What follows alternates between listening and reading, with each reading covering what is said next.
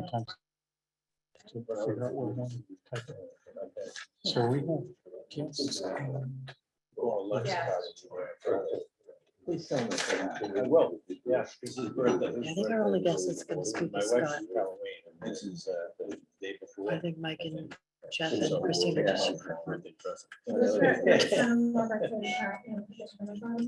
Sorry. You were changing. Oh, okay. Yeah. No. So I leave. Oh, Yeah. okay. Everything's on. Yep. All right, live and in person.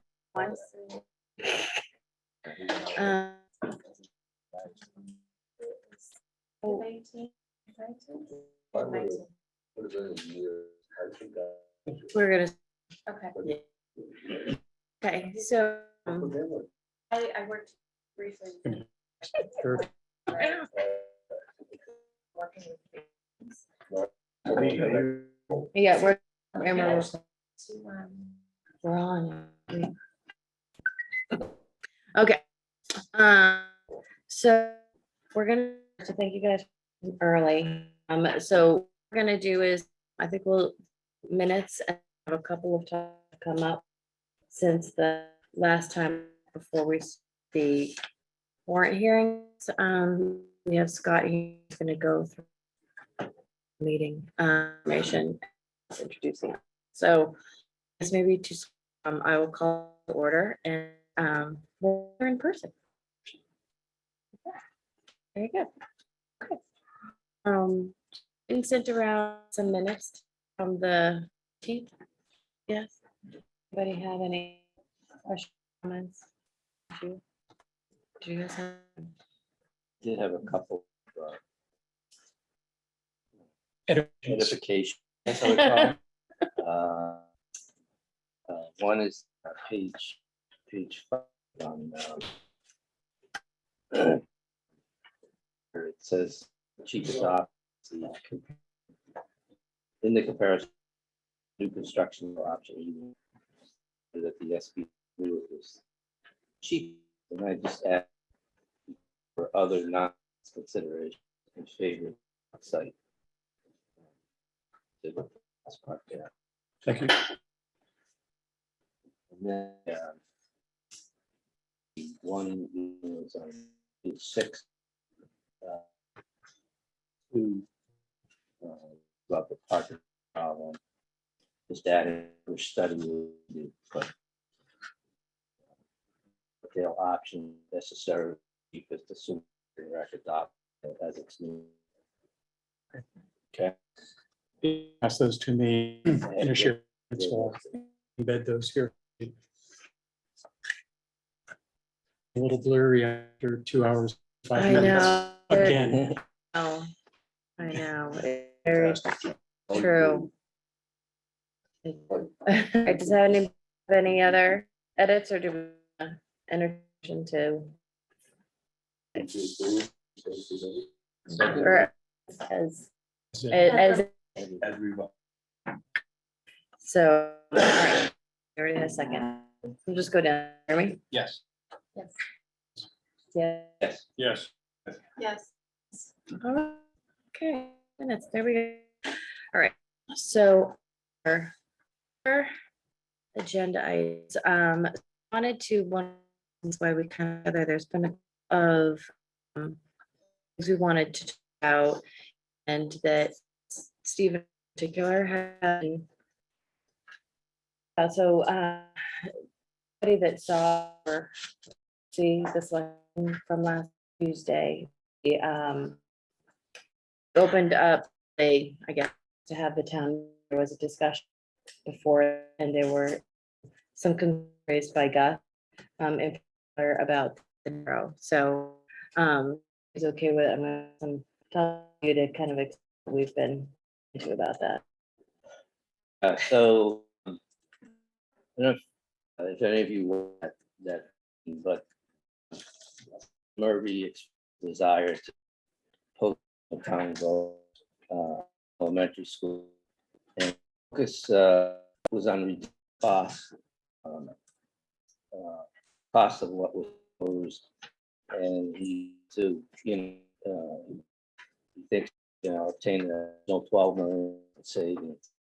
That was focus and to sort of from Select Peterson, Marcucci identify savings with. He identified $6 million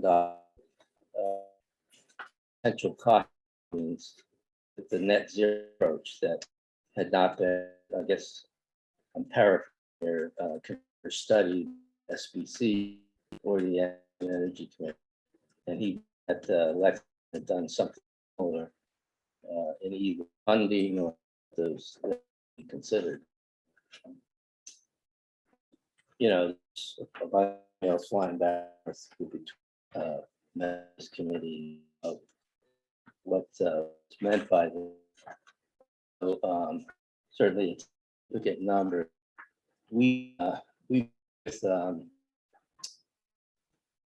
Aaron, myself, with Fred Davis, Stephen, Megan, and the Energy, Quinlan from DC, and Bridget Arrowstrom, who had played a role in the analysis that was presented. They and we did that yesterday, and they took us, this. We watched the videos that of these movies to see if there's any mention of $6 million. See if you had identified the savings that we did ask a lot of questions of these, and what we learned was that the ground source cost of the ground pumps is approximately 1.6 billion. That's in the design and the cost of that. And analysis, I think, 5 million.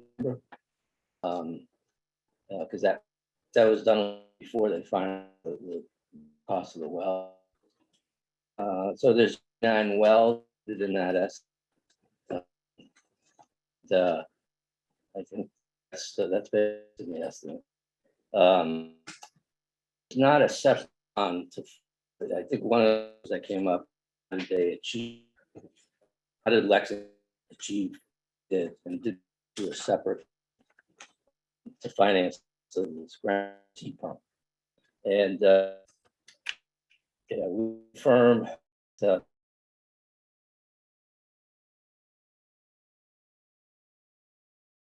are being confirmed.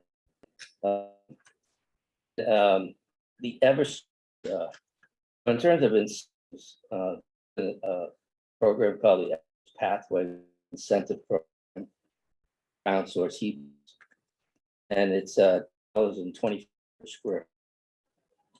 So about $200,000 of incentives, and they're able to get EUI 5 or under, and that estimate of incentive was considered in analysis done SBC.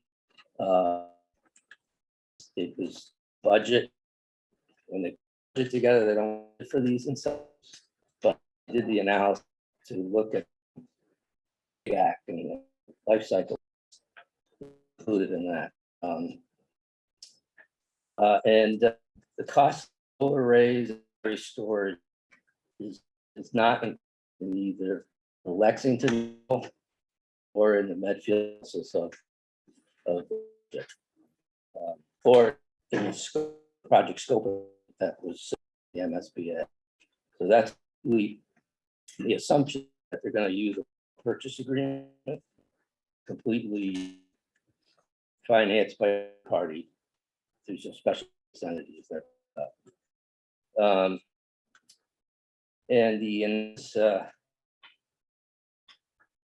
So the only other thing about was that analysis prepared by Lexington to justify the net benefit after the debt cost of the thermal heat pump showed against savings, that was by using a storage in connection to the solar through an Eversource called the Connect Solutions. And the analysis was done by the SBC. It did not the storage piece, so that was out of what was to this. But that is expected to additional benefits. So, but they studied it, have funds to do that. The expertise committee, the bridge issue, and they're trying to prove not money the project. So the I'm gonna ask you to pause a moment. We're having bad internet. So they can't see the.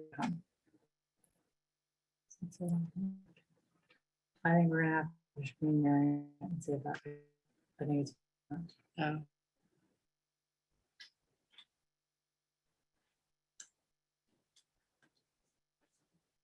Let's try that. Okay. All right, keep going.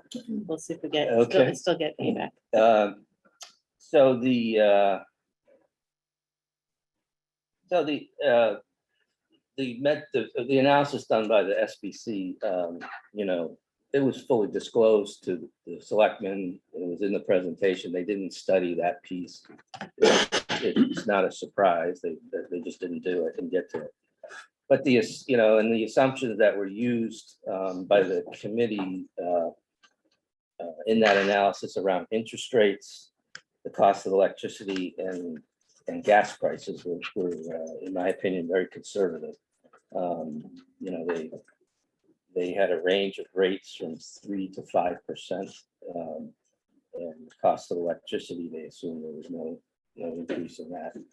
And this was done, you know, this was done, I don't know if it was done a while ago, and we all know what's happened with gas prices since, you know, over the last year. So all those just indicate that those assumptions are conservative. So that's really, you know, but I mean, I think that the most important thing to take away is that there was no, we couldn't find any $6 million number in any of the videos, the presentations, and all that. So I think that you know, the incentive is 220 for the heat pumps, and the cost of the heat pumps is about $1.5 million, $6 million. All right. Any questions everybody has? I'd be happy to. The energy committee, and again, thank you.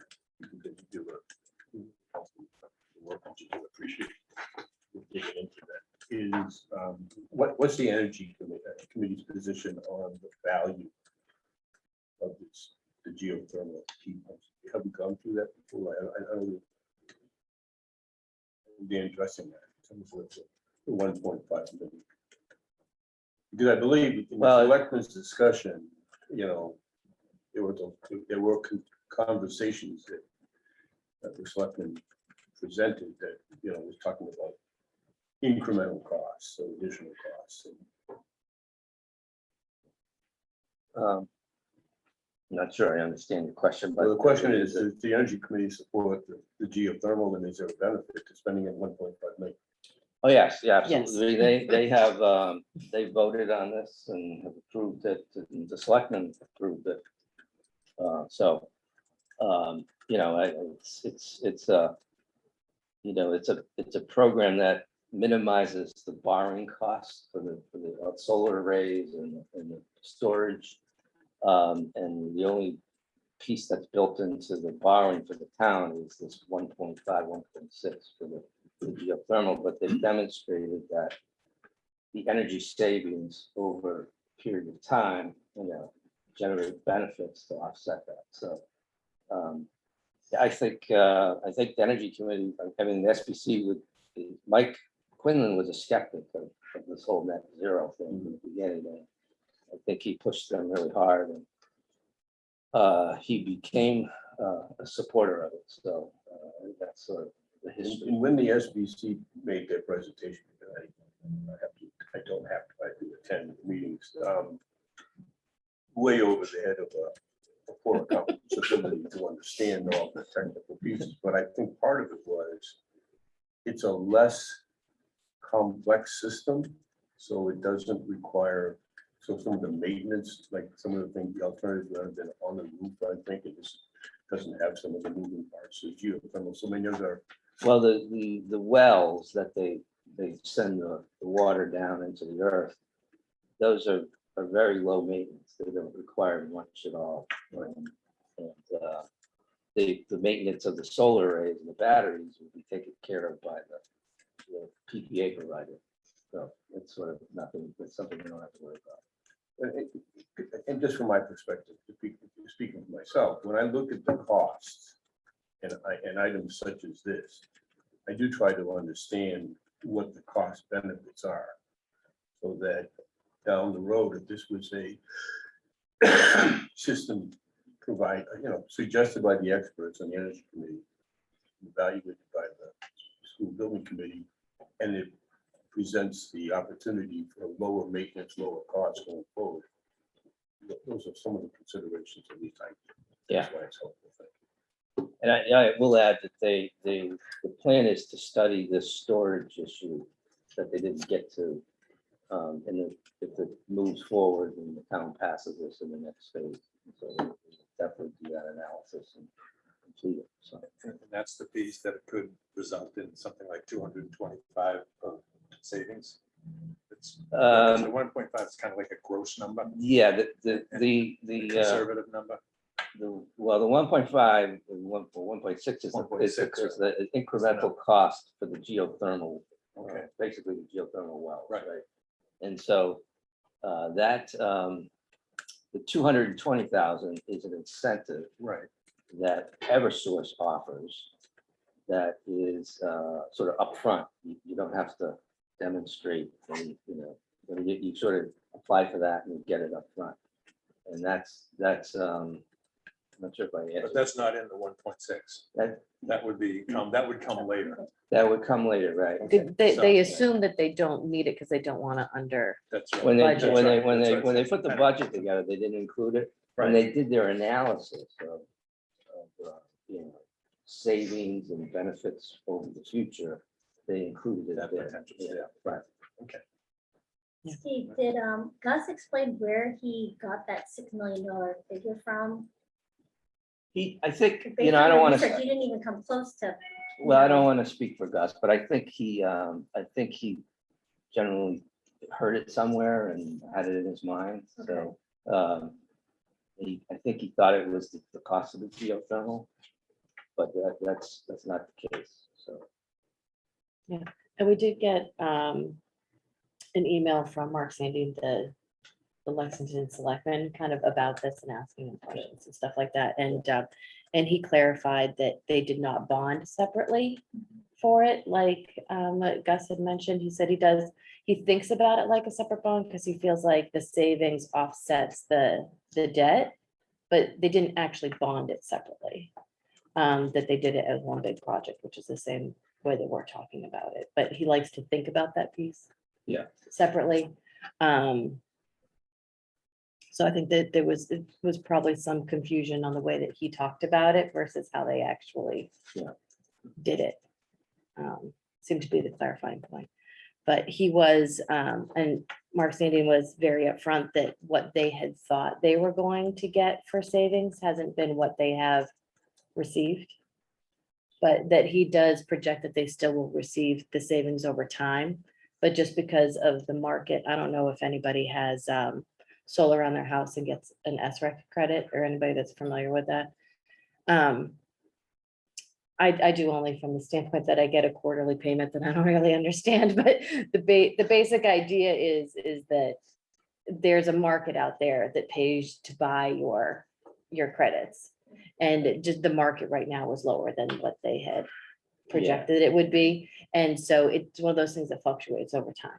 Like the alternative energy credit, that's called in the analysis, and that's based on the market, so. But he pointed out that there was less savings than expected there.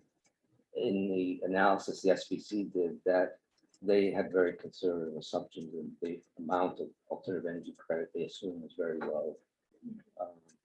But he also pointed out that the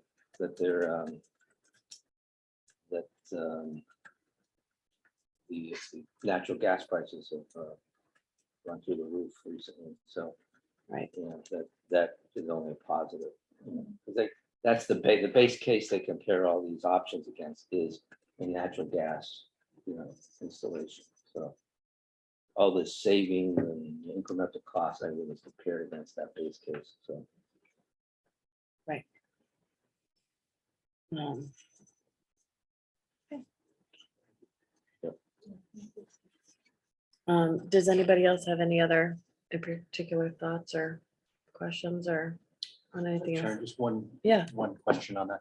Say there was a reimbursement or rebate or sort of grant that would allow us to get some funding for this.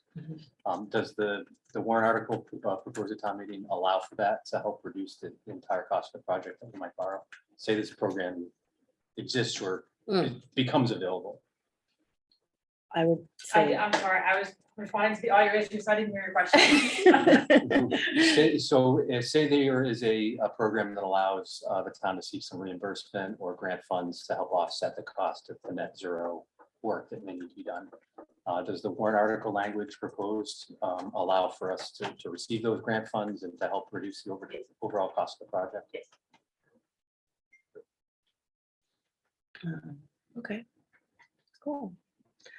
I have one question. Yeah, go for it. Just on that selected meeting, is it more that was raised, Mhm. and maybe it's for Christine, that was up with it, that there was a conversation back and forth between Mr. Erby and Mr. Marcucci on policy and a threshold of 50 million. So he asserted that this was compliant with policy and not a random number. I believe Selectman Murphy was referring to the town goals that are on the website that the selectmen adopted, I believe in 2018. But I think it's important. Not the financial policy. Not the financial policy. He Okay. was- he Yeah, was- that's what I was confused. No, I no, thought he was talking- referring to the selectmen's goals that are on the town website. Okay. So it's, I mean, it's clarifying, because I think I was confused. I'm sure that anyone in town who thinks that perhaps this is going to be a violation of our financial policy, we need to clarify that, I think. Yeah, no, I had that same question. So he was referring to the selectmen's goal, not the financial Not the financial policies. policy. Because I didn't see that in the financial policy. not. Okay. Okay.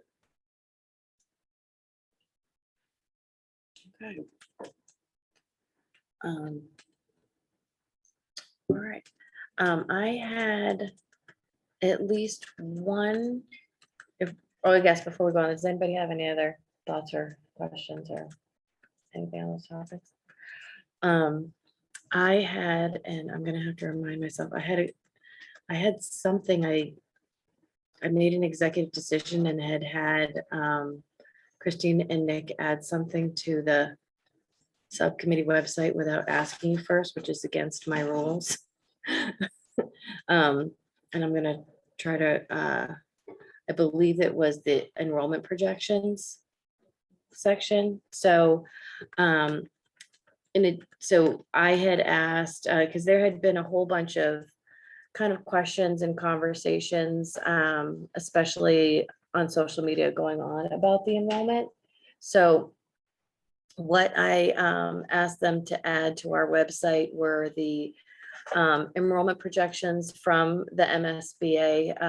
That was something that was emailed by the MSBA to Dr. Marsden. There was also a 2018 to 2019 enrollment update to the MSBA.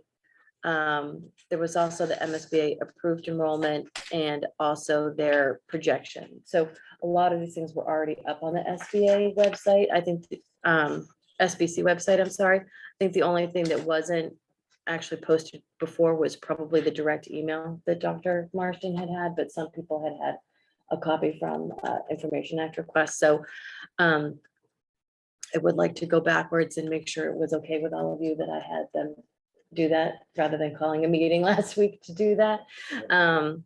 And so I know we haven't talked much about enrollment in any of our meetings yet, and I didn't know if anybody wanted to take a minute or two and talk about that at all, or if everybody's. Well, what are the nature of the questions?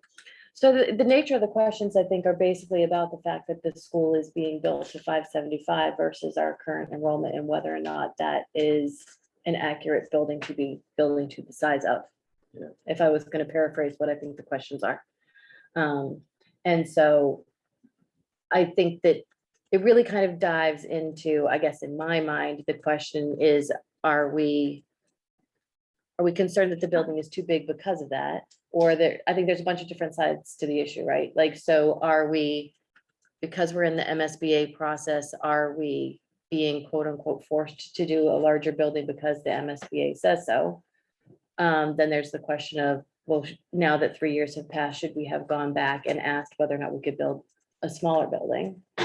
And then I guess the other flip side of the question is, if you are kind of okay with the fact that we have a smaller enrollment now, are you okay or not with the building being builder, thinking about the fact that it's a building for the next 50 to 75 years and we don't know about the future? So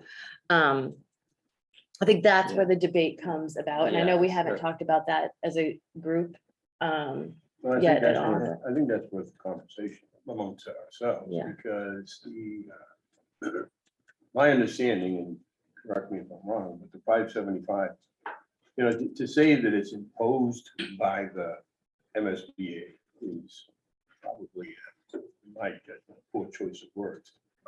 It's based upon MSBA experience.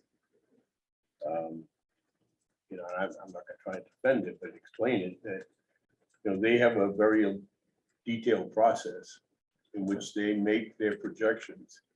As has been pointed out in other meetings with people who have experience with the MSBA, their tendency is not to overstate enrollment. They pointed to the Hopkinton example, one where they've understated its cost Hopkinton money. So I think from a choice of words, the MSBA process, as I understand, in this letter, I think that, from an agreement in October of 2018, is one that says, in order to be enrolled in the MSBA process and be eligible for the now $19 million of reimbursement, that we need to comply with that piece. So I don't know if that's putting a dollar value on it, but My understanding is that like the SBC had questioned that number, then it went back to review by the MSBA, and then they I guess reaffirmed or confirmed that number. So My it did understanding is that the they SBC started question. out with like 495 or 500 enrollment number. And then I think the Hopkins situation happened, and they came back and asked us to ask the town for more information. I believe that's I think- some of these emails. Well, that- yeah, that- the more information was just, what is your current enrollment this It year? was more factual type. Yeah, it was information it was just about, factual data. Up, It you wasn't know, what you think about it. It was just, current what are your enrollment, numbers? and so that was sent, and that's what those emails Mhm. are. And I think that's when, they have their own analysis they do. I'm not a demographer, but they have a fairly, complicated, formula that they go through. And they came back with the higher number. Now because I worried about this too, and I did go back to what it's worth. I went back to one of the SBC meetings where they were dealing with some of the citizen petition items that came up at town meeting, and they were deliberating on those. And this issue came up, and there is a discussion by Tim Bonfatti on his thoughts on this. So it's worth a listen to, but it's basically, it gets a little complicated because you're sort of, you are sort of, you do sign this agreement saying that you're gonna, comply with this enrollment, design enrollment. So if you want to change that, it does cause a delay, right? In the whole process, you have to kind of go back. So, but his viewpoint was, you could look at what he said there. I'm paraphrasing. He said that, look, there's even if you assume there's 75 more kids, in the design, it equates to maybe three more classrooms, right?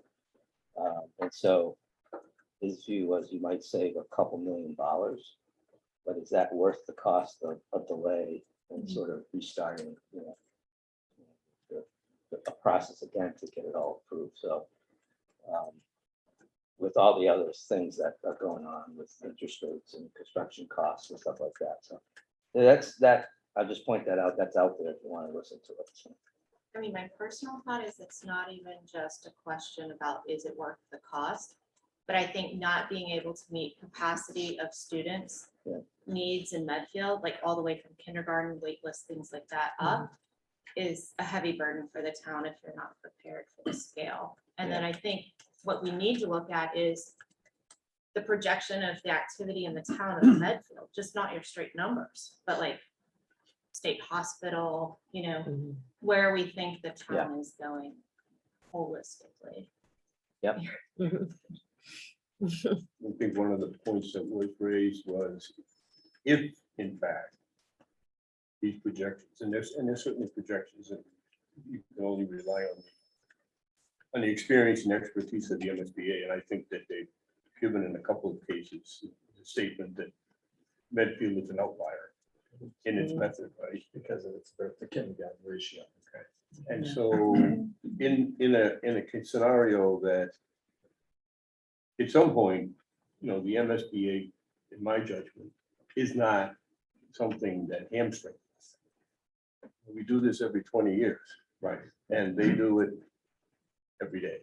So in terms of their expertise and guidance, I mean, they're in the business of reducing costs. Right, not in the business of because they came about from a result of overspending by the Taj Mahal in New York. New So North. we know that there is. But the other piece is that one of the considerations for the school in the selection is flexibility going down the future. And in addition to population, there's consideration of what are the usages of the memorial school and the old Wheelock.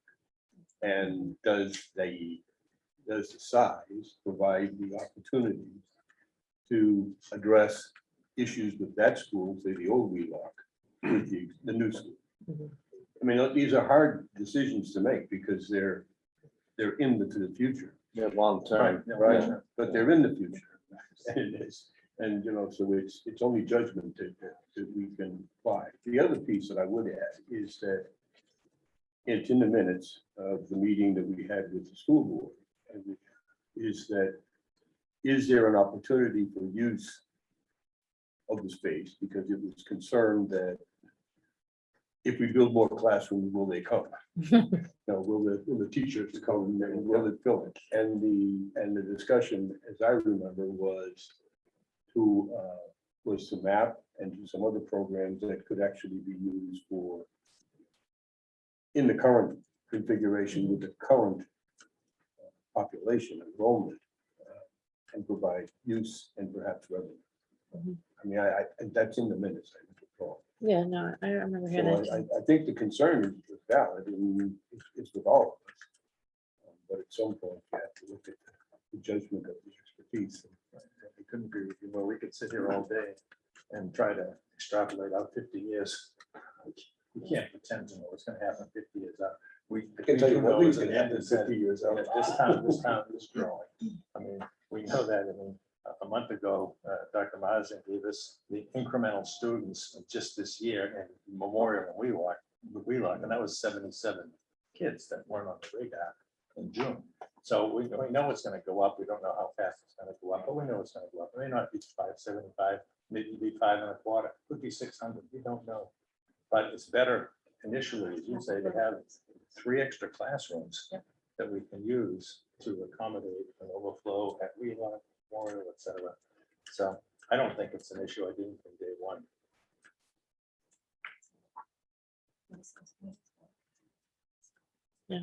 Maybe in it, I was a kid that when I lived in Hanson at the time in kindergarten, and they actually had put 3 kindergarten classes in the high school. It was like the funniest thing, but yeah, I went to kindergarten in high school, but it was because they needed look the at you. extra space, and I know that really, that probably explains a lot about me right now. But I think that having that availability for space, because I think that what tends to happen, if you look at like whatever, every class year over time, like you have some classes that are like over 220, and then you've got that tiny little class that's like 160. You just don't know what's gonna happen. And it actually became extra clear to me last night. I was actually talking to my sister-in-law. They had just moved to Reading, and it's my niece's first experience in public school, and it's 3rd grade, but she had gone to a private Catholic school. She was used to 12 kids in her class. Her 3rd grade class in North Reading is 26 kids. And they were 1 kid away from being able to try to get another teacher, but her elementary school doesn't even have the space for another room to be able to do that. So here she is, struggling to try to figure out how to be in a new town, and she's in with 26 kids. So we also have no idea what the state's going to do about full day kindergarten. My husband teaches at the Sunita Williams School that everybody passes in Needham all the time. But when you read the Q&As from when they did that SBC thing, the town of Needham wanted bigger enrollment, and SBA didn't allow them to have it. And one of the reasons they wanted it was because when they opened that school, Needham went to full day kindergarten. And so and now they're already maxed because of it.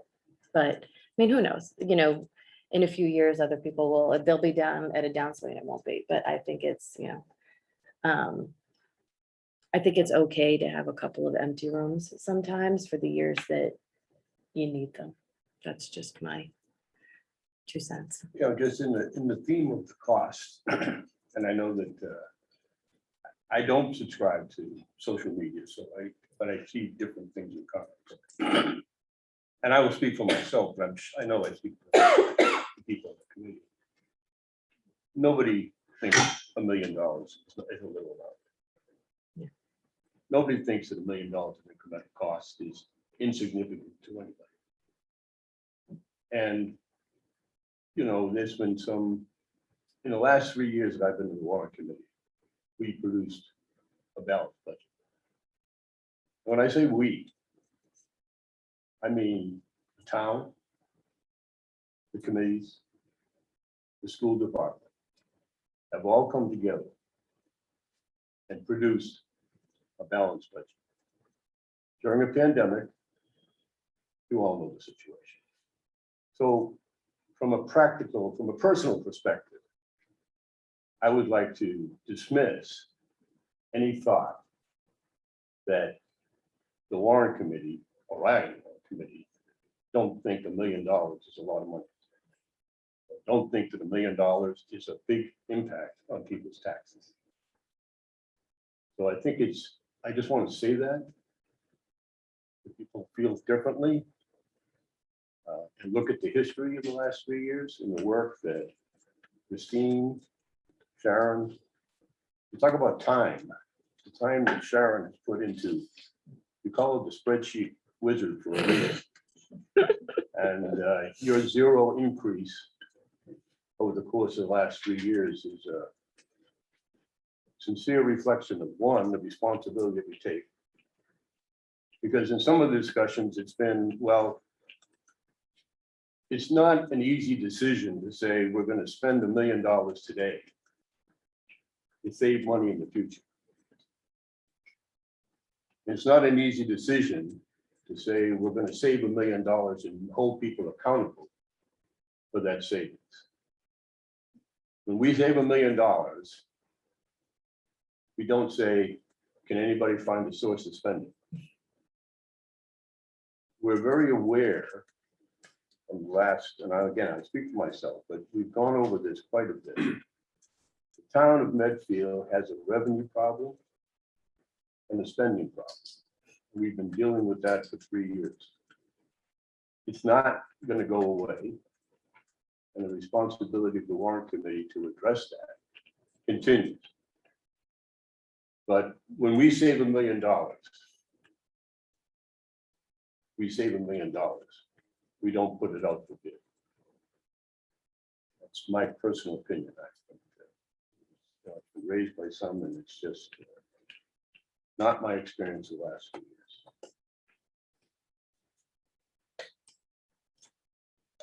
Okay. Somebody else have any other thoughts? You broached this saying you thought we needed to give you our approval to post them. Yes, I did say that. And there's actually one Have you other, resolved that? well, I'm actually going to make you guys motion for it just because Okay. I'm going to, because there's one other thing that I want to add that that I have not added yet, but there was Chris McHugh actually had dug up some other slides on traffic that she had posted that I thought were good ones that we didn't do a call out for, but they are from the one of the older meetings where it actually kind of compared what the traffic kind of was and based on the COVID study, what it would be. And then it kind of gave things some ratings. I thought they were good slides. So I think that we could add those to the traffic section also. And I think we just need a page number call out for those. So in addition to the enrollment ones, plus those few traffic slides, I thought that those would be good for us to add if you guys are all okay with that. Yeah. Okay. Cool. All right, so I guess I'll entertain an emotion to appease me for the ones I already posted and add the ones that I said. So moved. Okay, Second. all right, okay, so just go around. Yes. Yes, Yes. Yeah. Yes. Yes, yes. yes.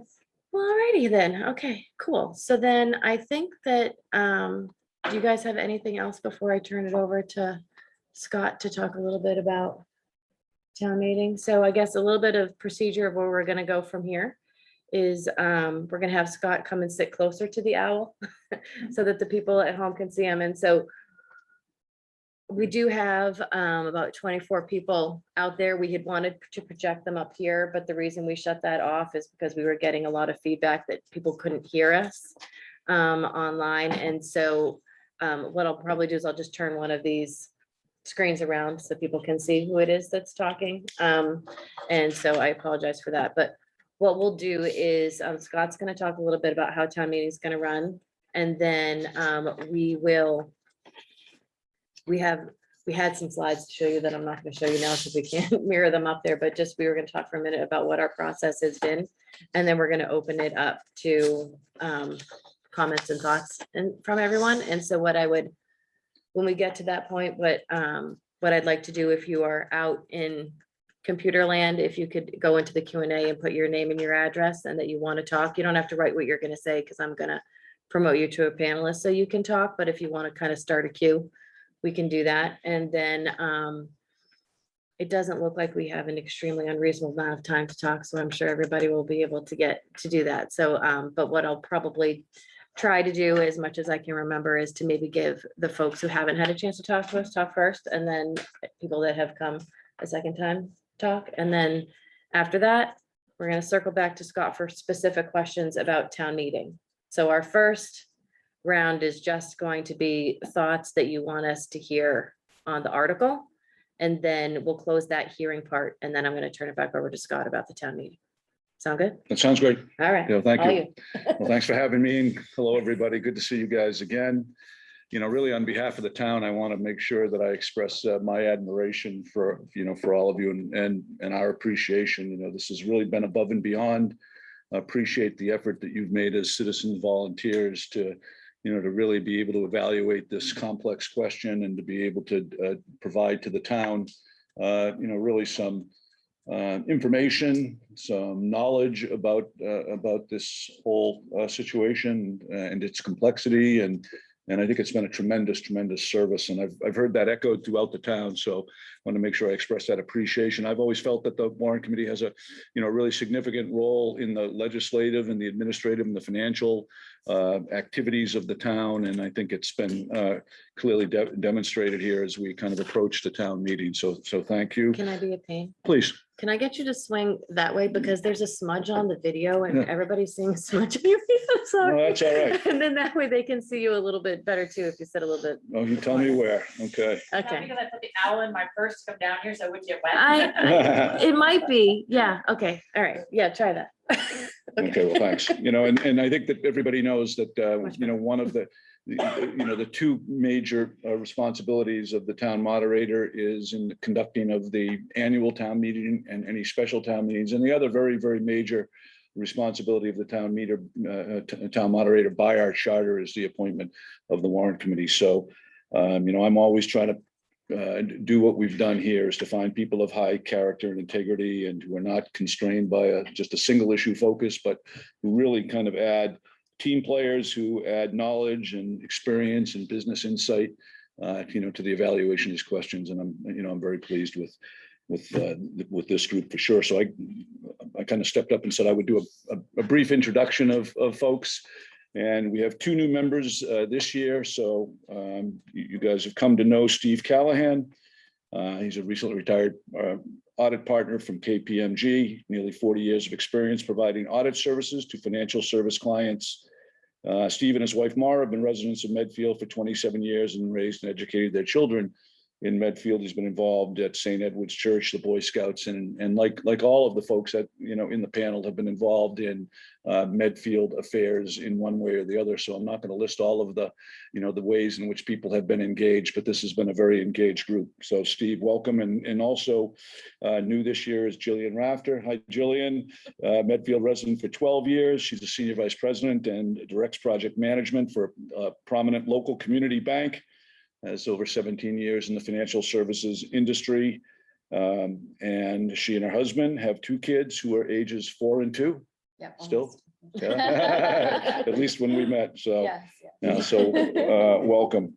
And in no particular order after that, Amanda Hall is Associate General Counsel and Head of Legal Americas at Cyber Reason. Has over 14 years in the technology space as counsel, dealing with a range of complex business and strategic matters. Has been involved in the leadership of a series of nonprofit organizations and business-related boards and committees, and a bunch of charities that having to do with the Schwartz Center, Children's Trust Fund, Museum of Fine Arts. And so a lot of activities outside of the town of Medfield and outside of business. Originally from Texas, moved to Massachusetts to come to law school, and she has lived in Medfield with her husband and 2 daughters since 2016. Bob Sliney, he's retired after a career in business operation and finance, very successful career. He's been a resident of Medfield for 27 years. 3 of his adult children all attended the Medfield Public Schools. This is his 4th year on the Warrant Committee. During his entire retirement, he's been engaged in volunteer work, homeless, and supporting Cristo Rey School in Dorchester. His wife Molly has been involved in a variety of town activities as well, and Bob is a U.S. Army veteran as well. Jeremy Marsett, Jeremy and his wife Bonnie have been Medfield residents for 17 years, raising their daughter Isabel and son Owen. Bonnie was a 3rd grade teacher at the Wheelock School in Medfield and is currently a literary specialist in the Wellesley Public Schools. Jeremy has quite a range of professional accomplishments and degrees. Beyond being a professional civil engineer, he's licensed in drinking water treatment operations. His current role is as Director of the Public Works for the town of Natick. He used to work as an Assistant Director of Public Works and Town Engineer for Framingham. Has been involved in a variety of committees in Medfield, planning committees and advisory committees, the Board of Water and Sewerage for several years. One thing that I noted on Jeremy's bio was that he is also recently appointed to the Board of Directors of the Massachusetts Financial Association of Town Finance Committees. So I didn't know that, and congratulations on that. That'll bring a lot of, I think, insight back to the board. So thanks for all that you're doing. Newton Thompson. Newton Thompson is a 3-year member of the Warrant Committee. Newton and his wife Kathy. They've lived in Medfield since 1984. They have 2 adult children, Christina and Philip, and both of whom attended the Medfield schools. Newton retired in 2018 after a 43-year career in financial services. In addition to being active on the Warrant Committee, is also very active in Medfield and the Affordable Housing Trust. He's been involved in lacrosse at the youth and high school level. His wife Kathy, of course, many of you know, is a nurse leader for the Medfield Public Schools and a nurse at the Dale Street Elementary School. I had to So- get that plug in. I know, I wanted you to anyway. And, we've been seeing Kathy because one of the things attendant to the upcoming special town meeting has been conversations with the Board of Health. And she's been very helpful in those conversations. And those have been important conversations as we think through what we want to be doing on November 7th. And Ed Vasella is married, had 3 children who went through the public schools.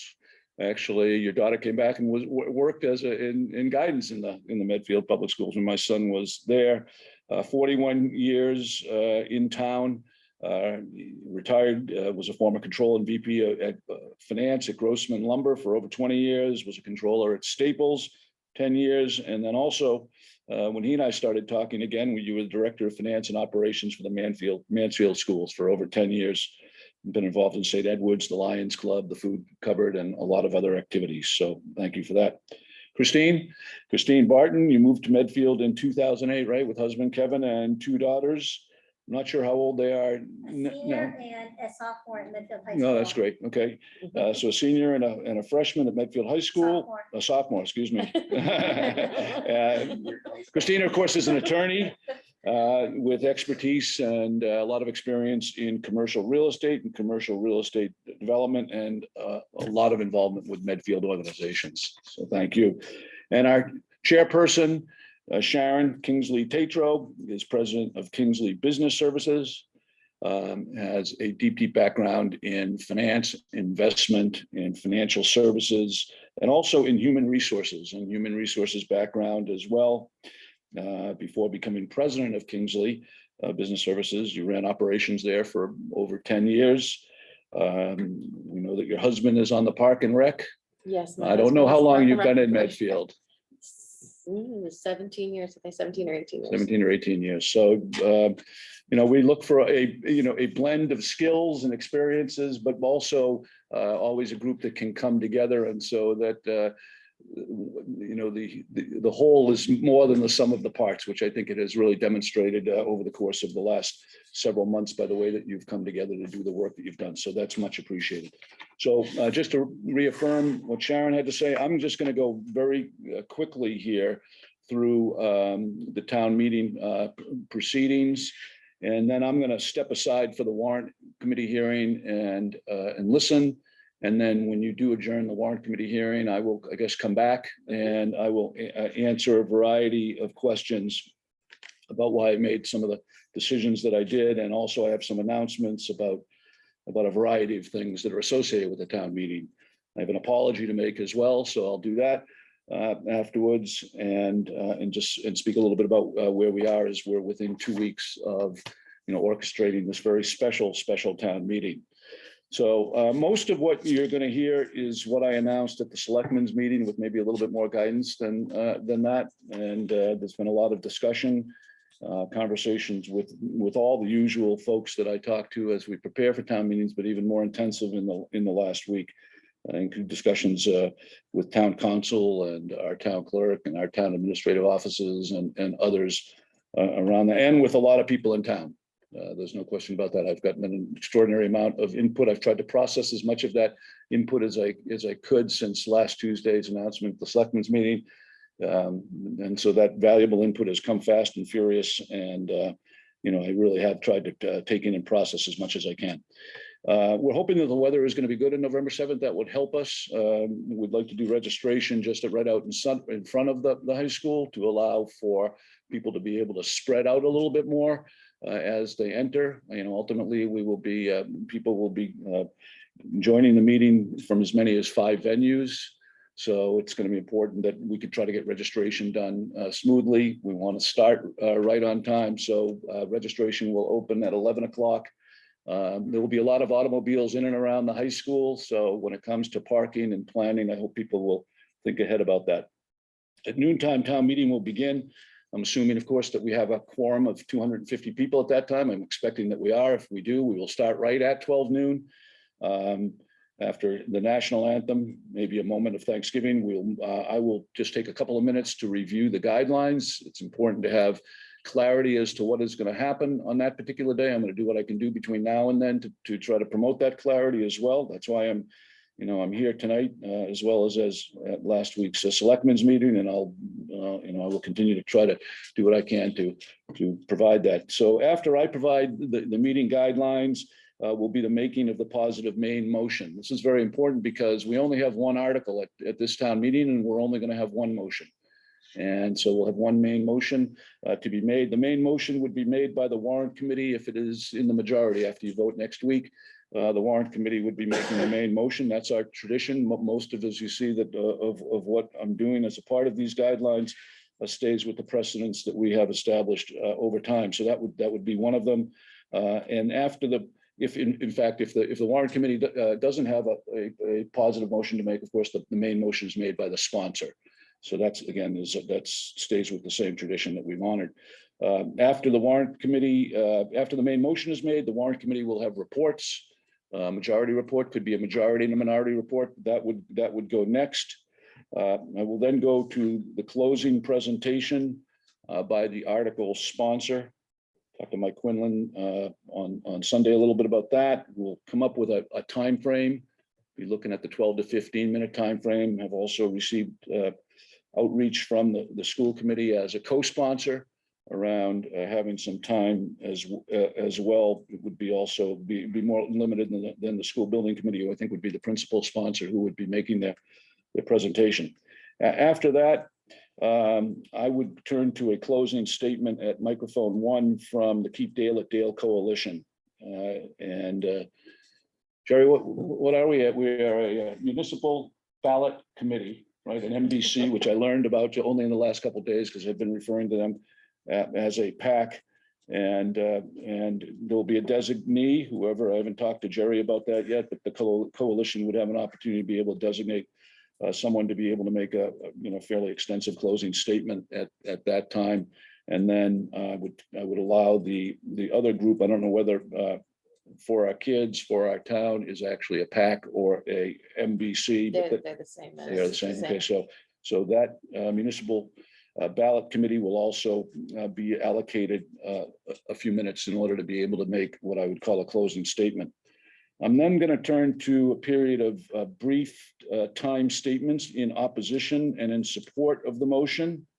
That time frame would be undefined, but it's really on an as-needed basis usually as a legislative body. But the piece of guidance that is new, having listened to people today and wanting to bring more certainty, is that there will be an inquiry made by me of the participating voter legislators. I've done that before many times. I kind of ask, are we ready? And how many people would object if we went forward with the vote? Or does anybody need more information if they did to approach the mic? I'll do a short, I don't expect that. I'm being told by everybody that is writing to me, the several hundred emails that I have received have all told me that they have made up their mind. And so they are there. A lot of people have expressed a desire to have another kind of a voting situation, but at that point in time, let's assume that people are ready to vote.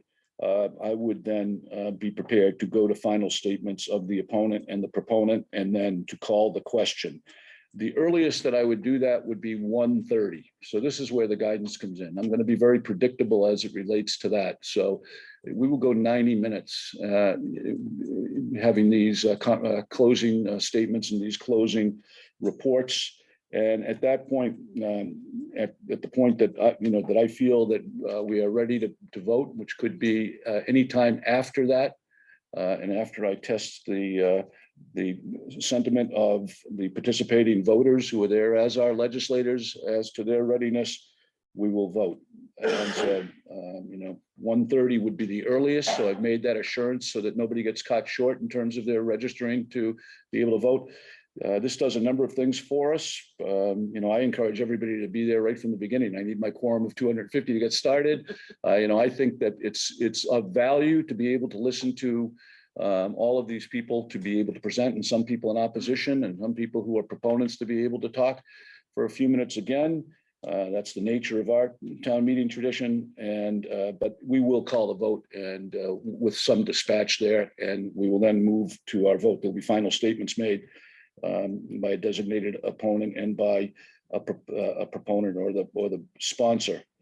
A motion will be made by me to call the question. It will be done on a voice vote, assuming that it carries overwhelmingly.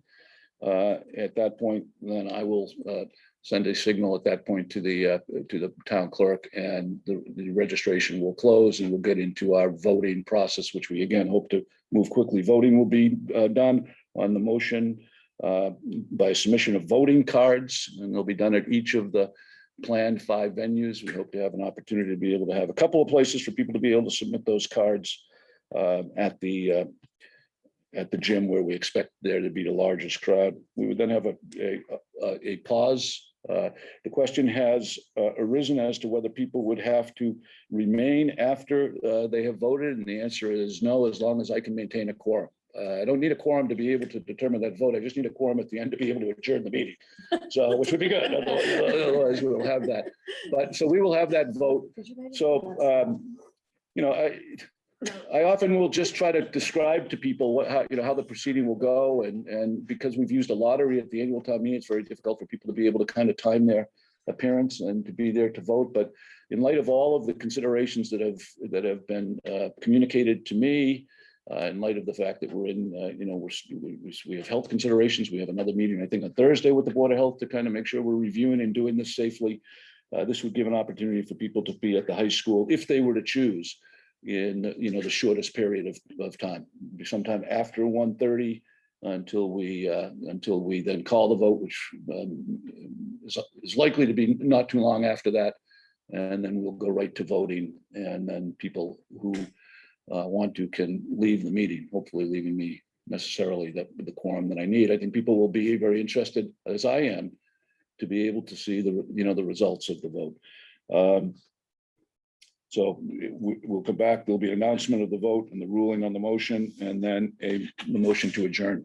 And that will be the meeting. Now, I will, when I come back, I'm happy to answer questions about what I think town meeting is, what I think is the value of precedent, but also of fairness and reasonableness, these other criteria that I've talked about for 19 years.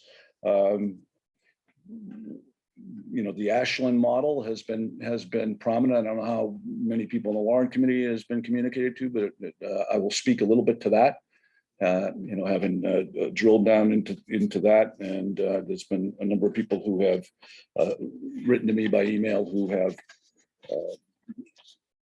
been looking for me to consider elements of the Ashland model. And I think that when it comes to the question of certainty and trying to abbreviate the time and some of the exposure, we've tried to do that in a way that stayed consistent with the 20 years of precedent that we have. We have 2 kinds of precedent in Medfield that are important. We have the precedent that's been established in the 19 years that I've been doing this, which includes several special town meetings that most of you have been at or seen. So that's important. Then we also have a historical precedent in terms of the way we've run our town meeting that goes back all the way through other major school decisions that were a generation ago. But they're all important to maintain. So I'll speak to all that. I hope to have an announcement on childcare. I'll make my apology regarding my social media accident. And then I would like to speak about getting out the vote and really encouraging people to come on November 7th, even if it's for a shorter duration. And hopefully what we do is we get a good expression of the sentiment of the town of Medfield. So I look forward to joining you again here after the hearing closes. All right. All right, so before we jump into the hearing, we were just going to talk for like a couple of minutes just about the process that we've gone through since July or August. And you all can't see the really cool honeycomb slide that Jill did, so we'll post it later and everybody can look at it since she took the time to do that. But Jill doesn't get to talk a lot, so I was kind of hoping that she could kind of walk through what she did and what put we together. will. Yeah. Sure, and everything that we've been doing the past couple of months anyways. Yeah. Um, Here, you can take the Oh, computer. thank you. I'm also just coming back from vacation, so. still She got just the flew back from vacation Florida brain. and now we're gonna make her talk. So forgive me, but we discussed and thought it'd be important to kind of just go over the process, what we've been doing on the subcommittee, and much of the other committee members have been involved through that, but there's three main objectives for what we've been doing the past couple of months. The first one is really reviewing, gathering, evaluating, analyzing facts around the school project and this warrant article. For the replacement of the Dale Street School, just to bring that information to light, share it with the rest of the committee, and make sure that we're really balanced with information and we're on the same page with it. And I think we've really achieved that to this point. Gaining relevant information through meetings and conversations with various town committees, departments, employees, the municipal ballot question coalitions, and a lot of the other I had a stakeholders. request to share this over Zoom, so Oh, you can yeah. keep talking and I'm just gonna share your screen. Go for it. So we've spent a lot of time, I think, with all of those areas. But the ultimate goal and the third objective here was really to have a Q&A with everybody in the town and have access to Q&A and a path for that. And then publish that in a high level document with that's available now on the subcommittee website. There's a lot of information that's floating out there. Pages and pages, and I don't know how many thousands of pages that's out there, but Several thousand. yes, as we've gone through, but it's an important project. It's important to the town, and it's really important that the facts are out there for everybody, and that's really what the main objective was. So the group meetings, there were several of them, multiple nights in between August and now when we started it, but we met with the various groups like the school building committee, town selectmen, finance, facilities. It goes on, and we'll publish this whole thing out there so you can see kind of the scope of who we met with.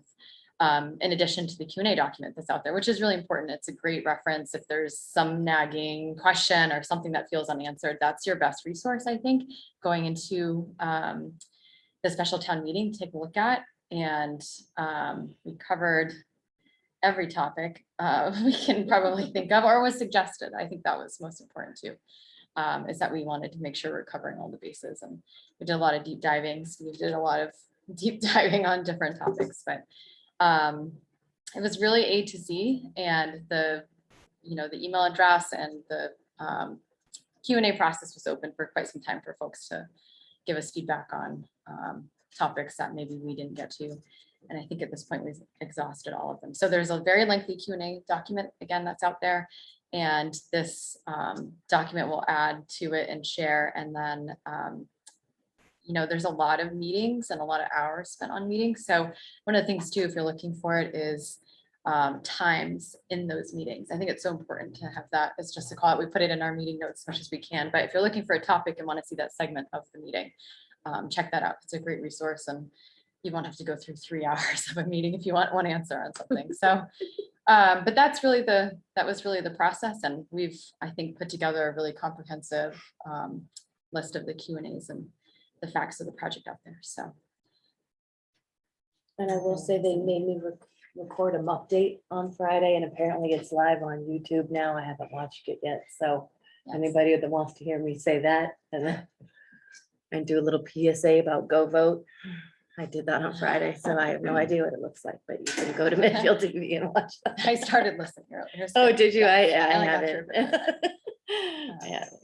It's good. I think that there's a lot of different paths, depending on the way the vote goes. So that's a great resource too, to kind of talk about some of what happens if. So I try to cover that as well.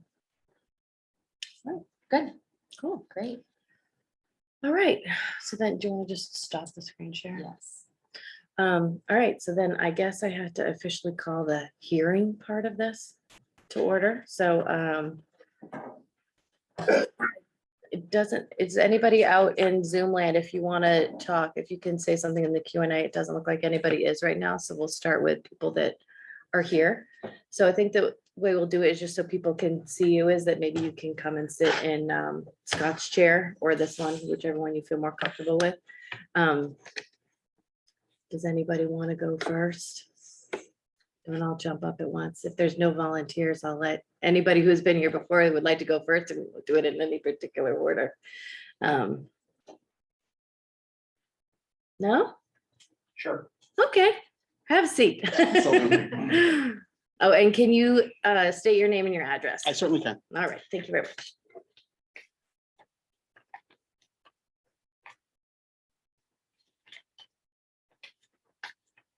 My name is George Gallagher. I live at 16 Carmen Circle.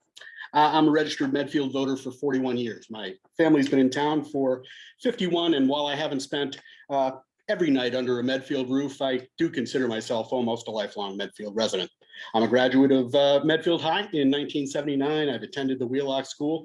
Never got over to Dale because the configuration was different when I went to school here. I'd first like to start out by publicly thanking the elected and appointed officials that serve our town for their time. Your time is a significant personal sacrifice, and no one can deny that you've given of yourself for the town. Unfortunately, regarding the elementary school project, that's all I can thank you for, because your efforts have gone against town wishes, as repeatedly expressed.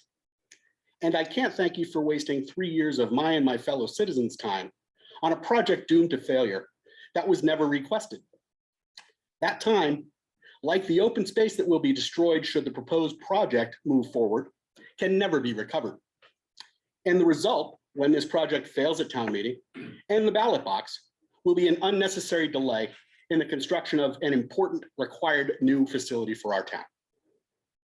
Of course, the SBC could surprise me tomorrow and miraculously request the extension that has been repeatedly asked for by many taxpayers, and that the MSBA regularly grants, which could keep the project on better timing. However, after what's occurred to date, it's unrealistic to expect that level of clarity to appear overnight. This project has been fraught with process flaws, which would take hours to delineate, but which could be delineated in specific detail. Tonight, I'll focus on the two that I feel are the most egregious and damaging towards the effort to construct a new school in town. First, the unauthorized change in location from the Dale Street School's current location on Adams Street, as specified in the 2018 warrant, which was passed to authorize a feasibility study. We asked for the replacement of the Dale Street School. The language in the warrant article was very specific, detailing the address of the school, as well as the actions to be taken in the study with the intended outcome of replacement of the Dale Street School. Markedly absent from that language is any mention of relocation of the school. Had the warrant included the Elm Street location as the intended site, particularly without public input and debate, as has occurred with this project's site selection, that warrant never would have passed at town meeting, and we wouldn't have the conflict that we currently face. Such an important change should have been brought before the town and the voters for a vote prior to being submitted to the MSBA. Instead, the SBC misappropriated authority to make the change, leading us to where we are tonight. Second, the inappropriate influence of the school superintendent. The superintendent is a town employee paid handsomely in our tax dollars for leading our school system. He also has a large responsibility for a significant amount of our tax dollars in the form of the budget allocated to our schools. However, he is not a town resident, doesn't pay taxes here, has no vote in town, and yet has played an oversized and inappropriate role in the school project. To the extent that he has manipulated a voting seat on the school building committee to advance a project in which he has a personal and professional stake not necessarily aligned with the town's interests. Should a superintendent or other town educator have input on a new school? Absolutely. A non-voting seat on the committee would be completely appropriate. However, no town employee other than a town resident should have a vote on a capital expenditure of our tax dollars. In fact, this inappropriate influence was partially responsible for the citizens' position that led to the recently passed Town Meeting Article 30, specifically detailing composition and selection of future school building committees. Even after this article passed, And having heard the outlook of the town's voters, the superintendent did not relinquish his vote. Hopefully, the guidance from that non-binding article will lead us to a more successful outcome during the next effort to replace the Dale Street School. And the failed vote at town meeting and at the ballot box will be taken for what it is, a referendum on the site for construction of our new elementary school, its appropriate and current location at 45 Adams Street. Thank you for your time.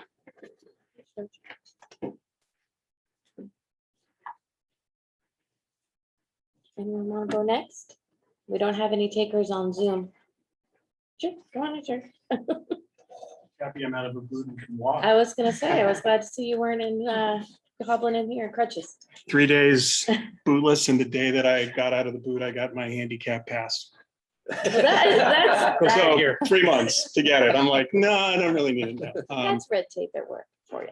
Jerry Pot, 7 Curve Street. First of all, I sincerely, despite all of the discussion and appearing divisiveness, you all have put in an incredible amount of time, as have the people on the school building committee. We are an amazing town with people who care. It runs on volunteers. That's it, you know, Scott, I know his salary is extensive, but somehow we cover that. I think that's the override, Scott, right? And in this situation, as I said at the session we had with you, I think the dialogue that's taken place over the last month and a half has been incredibly constructive. My regret is it didn't take place before the site selection, because unfortunately, that was a complex decision that had one meeting. And I regret that, because whatever the town votes, and I think all of us, one way or another, come November 7th, I want as many people to come out and that vote to reflect the values of our town, whatever they are. I don't have an axe to grind with people who care deeply about education and believe Elm Street's a great location. I truly don't. My position has been repeatedly, I want to make sure that the best Dale Street scenario is presented so that the town can make the decision based on the values that are important to the town.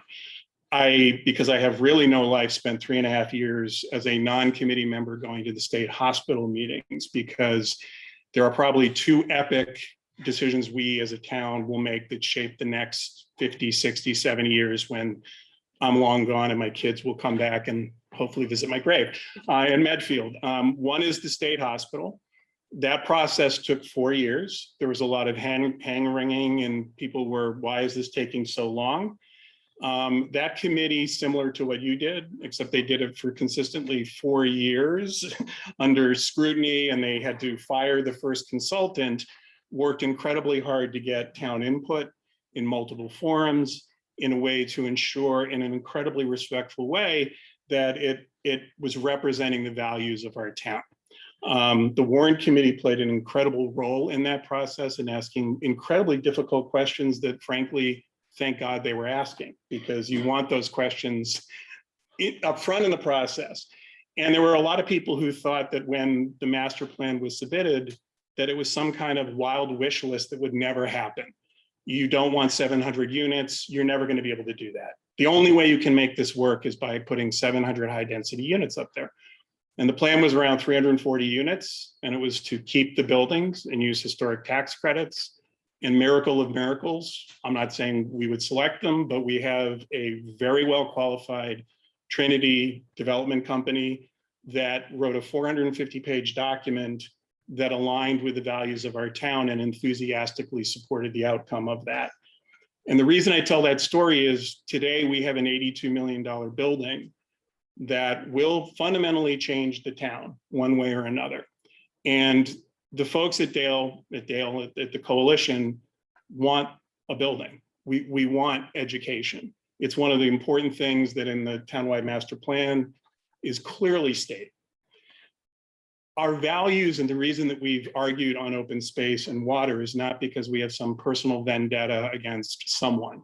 It's because we care deeply, just as you do, about the town. And we believe that we can do multiple things well, that we can have a school and preserve open space and preserve our water and maintain the downtown and give a great educational experience. The Dale Street PSR said that that plan fully meets educational programming. Now, I'm not saying that we haven't had many people from the school who have said it's better at Elm.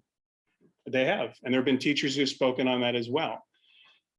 Our issue is that in balancing all of the values that we have as a town, this is not really, I mean, it is an economic vote. It's going to be a lot of money no matter what. But if we're spending 82 million, can we do it in a way that actually preserves the most values for the town? And so the last thing about this, despite whatever rhetoric and literally my wife and I are getting threats from people in town. Okay. So this has not been a fun experience for us. We're not taking this lightly. We're not doing this because we're irritated with someone. We're doing it because we love the town. We have been here for 29 years. Our kids have gone through it. It's a beautiful place. And we care deeply that we treat it that way, because the decision we're going to make is going to impact 50, 60, 70 years. So ultimately, this will be a vote on values. And yes, there's money and there's finances, and one way or another, we're going to spend a lot of money on a school. But I hope we as a town, regardless of what happens, if it's a no vote, then we have a lot of work to do to get a consensus built, to get a school built for our kids, because they deserve it. If it's a yes vote, we'll be upset that we believe is going to be irreparable damage done to open space, but the people will have spoken, and that will represent what our values are. So contrary to whatever social media postings on whatever bad night, if the Red Sox lose, I've correlated, I come out a little more aggressive on my posting. So I apologize in advance for that. But I apologize to anyone who's served on any of these committees who's taken these as personal attacks. I'm passionate about what I believe in. I'm hoping the town does the best it can to balance what is a really complex issue. So thank you for letting me speak.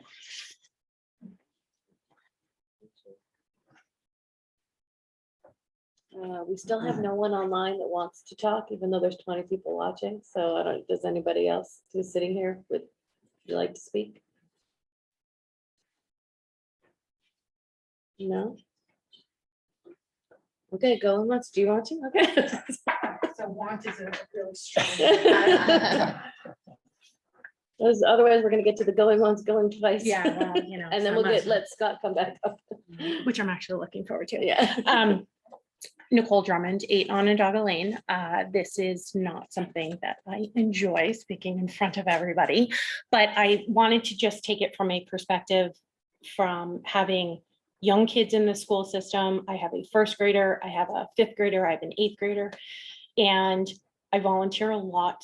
I've been here for 9 years, but the amount of work that you all have done is tremendous. And I just wanted to say thank you from a parent perspective, from a resident perspective, to say that I feel like every perspective from each and every citizen in this town, you covered. So thank you for all of that. And I think that everybody will have I actually wrote to Scott today, because my one and only point is to get out and vote. And regardless of what you believe, I just want to see this town, this little town. I grew up in New Jersey. I've never had warrant committee experience. We had a mayor. We actually had electronic voting. But it's just so important for everybody's voices to be heard.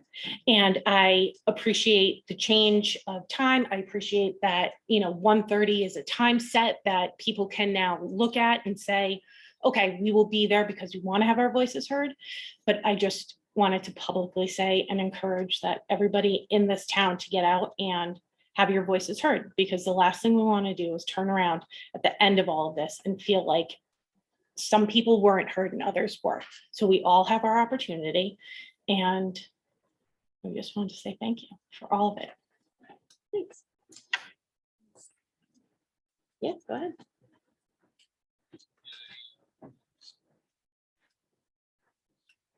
Eileen Murphy, 5-minute comment. And I do want to echo the same statement. I know you guys have put in a ton of time, and I really appreciate you gave a group of us back in October, early October, almost 3 or 4 hours, right? And it was fantastic. And to follow on the statement that was just made, Colleen Sullivan called me just before I left for this meeting to let me know that she did just put a letter to the editor that I put out, just summarizing why I am concerned with the vote, and why it is important for voices to be heard. And why am I here tonight? I love, and I said this when I met with you before, looking people square in the eye. This is how meetings should go. I hate Zoom meetings. I hate that I could be trying to raise my hand and it's now way into the meeting and no one's getting a chance to respond because everyone has already taken their day job and then they're here for another 3 or 4 hours at night. So I just think that it's the only thing that's really been unfortunate. And I think that it's been said a few times here tonight, the voices really weren't heard to the level that I think the town is used to doing. And I hear some of these new people in town talk about like the Medfield way. Well, everyone here has significant experience as to how we've done these pretty intense town meetings. And I love our moderator. I think that Scott does a fantastic job. And holy smokes, over the years between the senior center and some things that have occurred, he's a gentleman and everyone gets a chance to speak. So I do look forward to Sunday. As I said in my editorial, it's important to come out and vote. I don't care how people vote, but coming out, being part of the process, being able to look your neighbor square in the eye. And if you vote yes and I vote no, that's 100% okay, as long as you voted, right? Take the time on that Sunday afternoon, be part of it. And I thank you all for your efforts. And I thank the school committee. I thank the superintendent. Think of all the principals and the teachers in this town. You know, we're all trying to do the best. And I think Jerry said it very nicely. No one's here to attack. Like that is so against the Medfield way. So thank you. And we'll see you all on November 7th. You there? Anybody else do you want, Chris?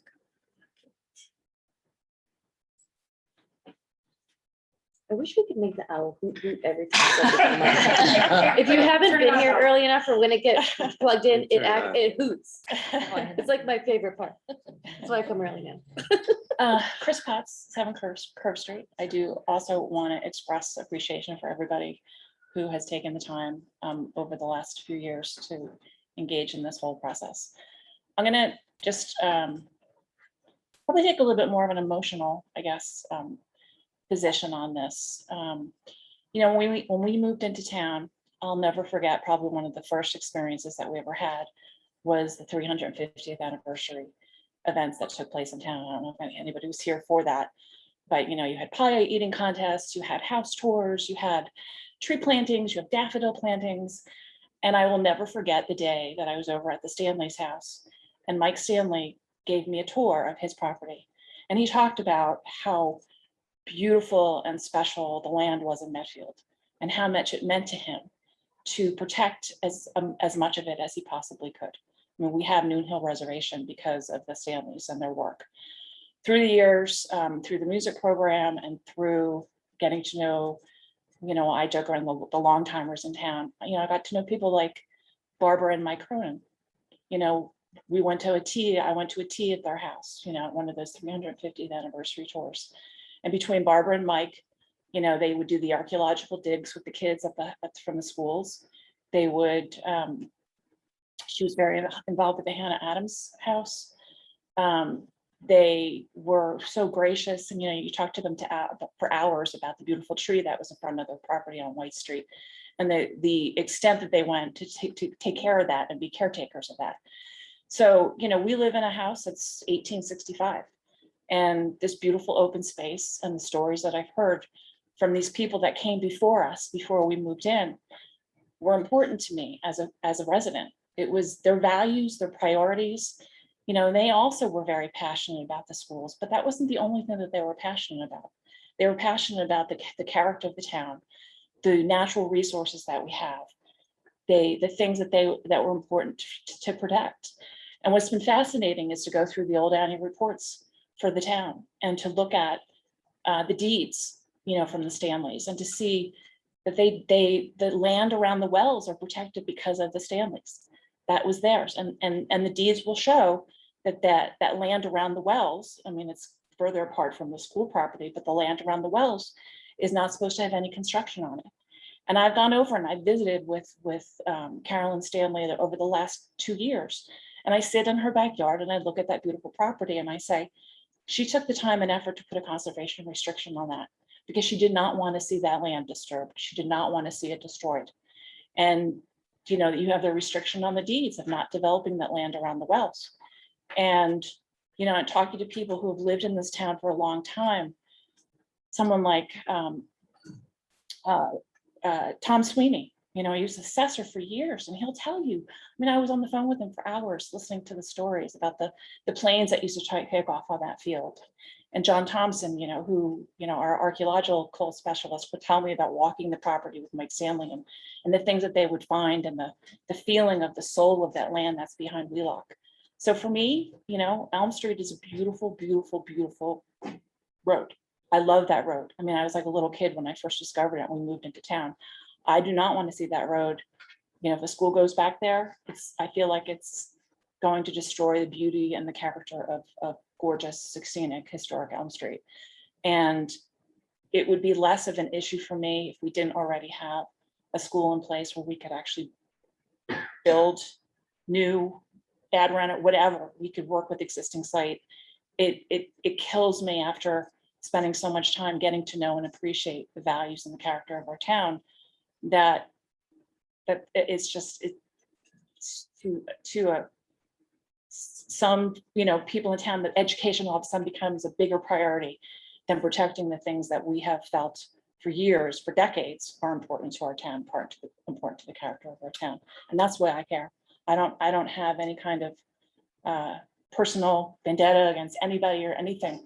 I love the beauty and the historical character of our town, and I just want to protect that land that's back there because of everything that I've learned over the last almost 30 years from talking to our long-term residents.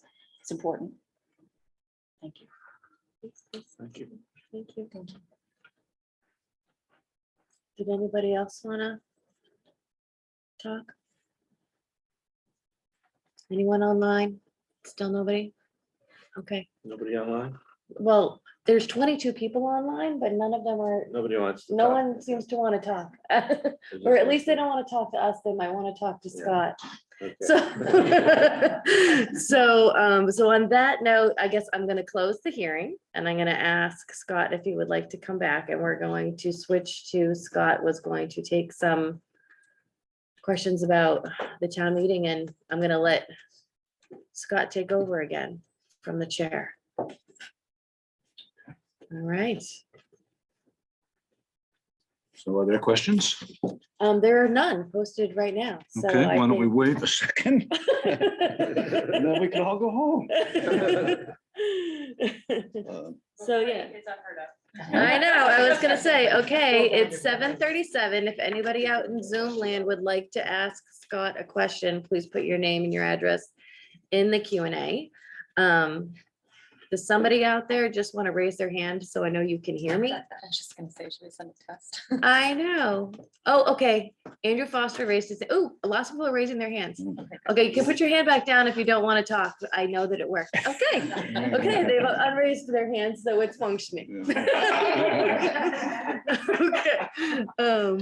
Okay, we have one question from, Jen Montone. okay, thank you. I don't want to butcher anyone's name. So Jen would like to know, it says, I apologize if this has already been answered, but I missed the beginning of the meeting. Is a rolling vote being considered? Thank you. So do you want to repeat that?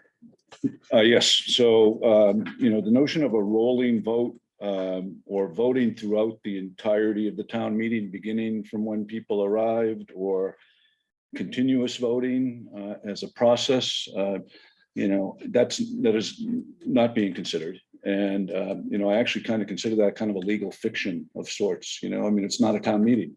You know, that was my conclusion on the notion of a rolling vote in which people would be able to vote before the motion, in some instances, had even been made, or whether it was, there's all kinds of treatments associated with the motions, you know, and I'm a believer in the whole process of presentation, discussion, debate, deliberation, listening, learning, voting. You know, as a general rule, we're going to abbreviate that somewhat on the 7th, but you know, I believe in it as a process. I believe it has provided us with excellent results over a long period of time here in Medfield by kind of sticking to that process. I believe that we have a precedent that's been established over a long period of time of using that process, so there will not be a continuous vote. To me, that's, I was kind of saddened, in fact, to have received the 150 emails, asking for that continuous vote, because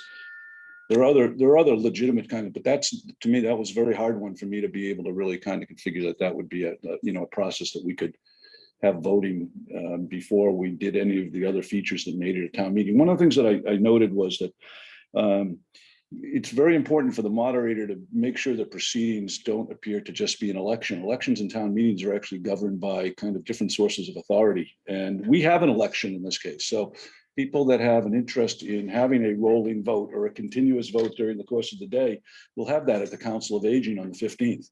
That'll be the way it'll work from 6 a.m. to 8 p.m. People will be able to roll into the Council on Aging and express their sentiment about a topic that is, it's not exactly the motion, but it's a reframing of what needs to be on the ballot. So people that have that as a preference have that capacity in the following week, but that's different than a town meeting. And what I have to worry about is that we have a valid town meeting. It's not going to be invalidated for the fact that it looks exactly like an election if you have a continuous voting. So that's maybe a longer way around getting to the fact that that it doesn't meet the kind of definition by authority. It doesn't meet the definition by our precedent. Doesn't I don't think fulfill the elements of being a town meeting. So no rolling, continuous, open voting, as kind of people had suggested from the beginning of the meeting. I have a question, a couple questions. And actually, can I say one thing? Sure. This is just to the people that are out online. Jen, if you could just type another thing in the Q&A just to give us your address. And then I see there's someone named Blake will read yours in a minute. Can you also do another one just to say your address? And then we'll take the Okay. question. Sure. Yeah, so you can be seen. Well, I'll do that. The owl does 360. The owl is a amazing. wondrous thing. Wow, We're fans. that's great. We're gonna approve the reserve transfer request when it someday comes across our desk. $199.89. So Michelle Kirkby, hi, 27 Planting Field Road. I respect that you don't want to do a rolling vote, but the Ashland model actually discusses doing a vote after the special town meeting happens. And I respect the fact that you've set a precedent over the last 19 or 20 years. But according to the official procedures for Ashland's special town meeting, while attempting to hold such a meeting in the time of COVID-19 would be a significant public health risk, the business of the town must be addressed. To allow as many registered voters as possible to participate in the special town meeting, while also minimizing the health risks of doing so, a non-traditional arrangement has been devised for the special town meeting. So that is the request, to be taking in account that we're in a pandemic right now and people want to be able to participate and they don't feel comfortable sitting, if they've already made their mind up on how they're going to vote, sitting amongst people that could be unvaccinated and running the risk of the health of their family and themselves during this time. I also know that Jeff D'Amico sent a letter to the Warrant Committee and We made them with Scott, but yeah. I'm copied on it. Yeah. okay. So I don't know if you're planning on reading that, but I wanted to highlight some of the things that Jeff talked about in his meeting. Were you going to read it or no? Okay. So Jeff D'Amico, whose address is, let's see, 170 Granite Street. He's the owner. I'll read as if I'm Jeff. Also, I'm paraphrasing, so I'm not going to read everything that he wrote. I'm the owner's project manager for the Ashland School project and presented this in person at the special town meeting. I can attest to the success and praise that the residents of the town had, which preserved their ability to have all residents have their voices and votes heard. Medfield can adapt from the success of the other open town meetings in COVID. Ashland enacted several adjustments that allowed for a successful open town meeting, including reducing the in-person quorum minimum and live broadcasting of the special town meeting via local cable access and web simulcast live. They utilized the high school gym with seating for a few hundred spaced 6 feet apart. This allowed anyone that wanted to speak about the project or ask questions to be heard. At the conclusion of the presentation and Q&A, the moderator called for a vote for all present. Then the town opened up the STM for the balance of the residents to stop by the STM to cast their vote over a 2.5-hour period. The Ashland model still affords our residents the ability at one time to hear problems presented and listen to the debate of the proposed solution by their peers prior to calling the vote. Anyone interested in participating in the debate can still be present at the high school. The only difference from a traditional special town meeting is that not everyone will be physically present in one location. There are several decisions Medfield has already made that would allow this model to be utilized, including the introduction of paper ballots and a daytime special town meeting, which allows for a longer voting period after the presentations are complete. I have managed many Mass School Building Authority MSBA projects and understand their program requirements. The Medfield School Project is in partnership with the MSBA, which will not allow a modification to the motion, so it cannot be changed on town meeting floor. So this is also conducive to utilizing the Ashland model. With only a few additional changes to Medfield's STM procedure, we could also open up the STM to allow all residents, regardless of their voting preference, to cast their vote in a manner tailored to their personal safety comfort level. This is the fairest way for the town to let all voters be heard. So that's what I wanted to share. Thank you. And thank you for sharing it, as have 100 of other folks in town as it went out, so just on Wednesday after I presented to the Board of Selectmen, I started receiving scripted emails from folks, and some people went off script as well and gave me some good comments. I read every single one of them in the first couple of days and responded to every one. I wasn't paying attention to the Warrant Committee email box until somebody told me to look at it today. Yeah. Conversations ensued. I talked to Mike Quinlan on Sunday a little bit about the time that he would take to present and how much time that he felt that would be useful for the presentation. And he talked about Ashland again. And then, I heard from Jeff, who, they have a professional relationship and a relationship associated with the town of Ashland.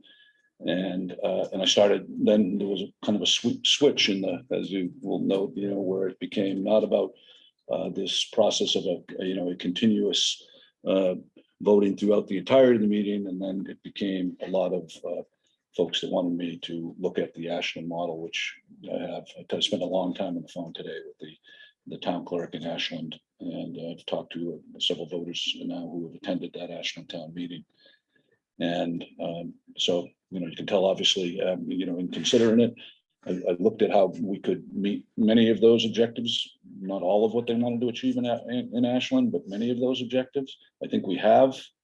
We've also met many of all of the objectives, not really objectives, guidance that we've gotten from the Board of Health, just to try to do this safely and to try to do it in the same open fashion. If I could just speak to the Ashland question, and this is just, I apologize for this. This is all happening on a kind of a real-time basis for me. I mean, I knew a little bit about Ashland. Christine had forwarded it to me. I was gonna say, do you want to take a step back and explain to people what the Ashland model is? Because that might be going over people's heads so much.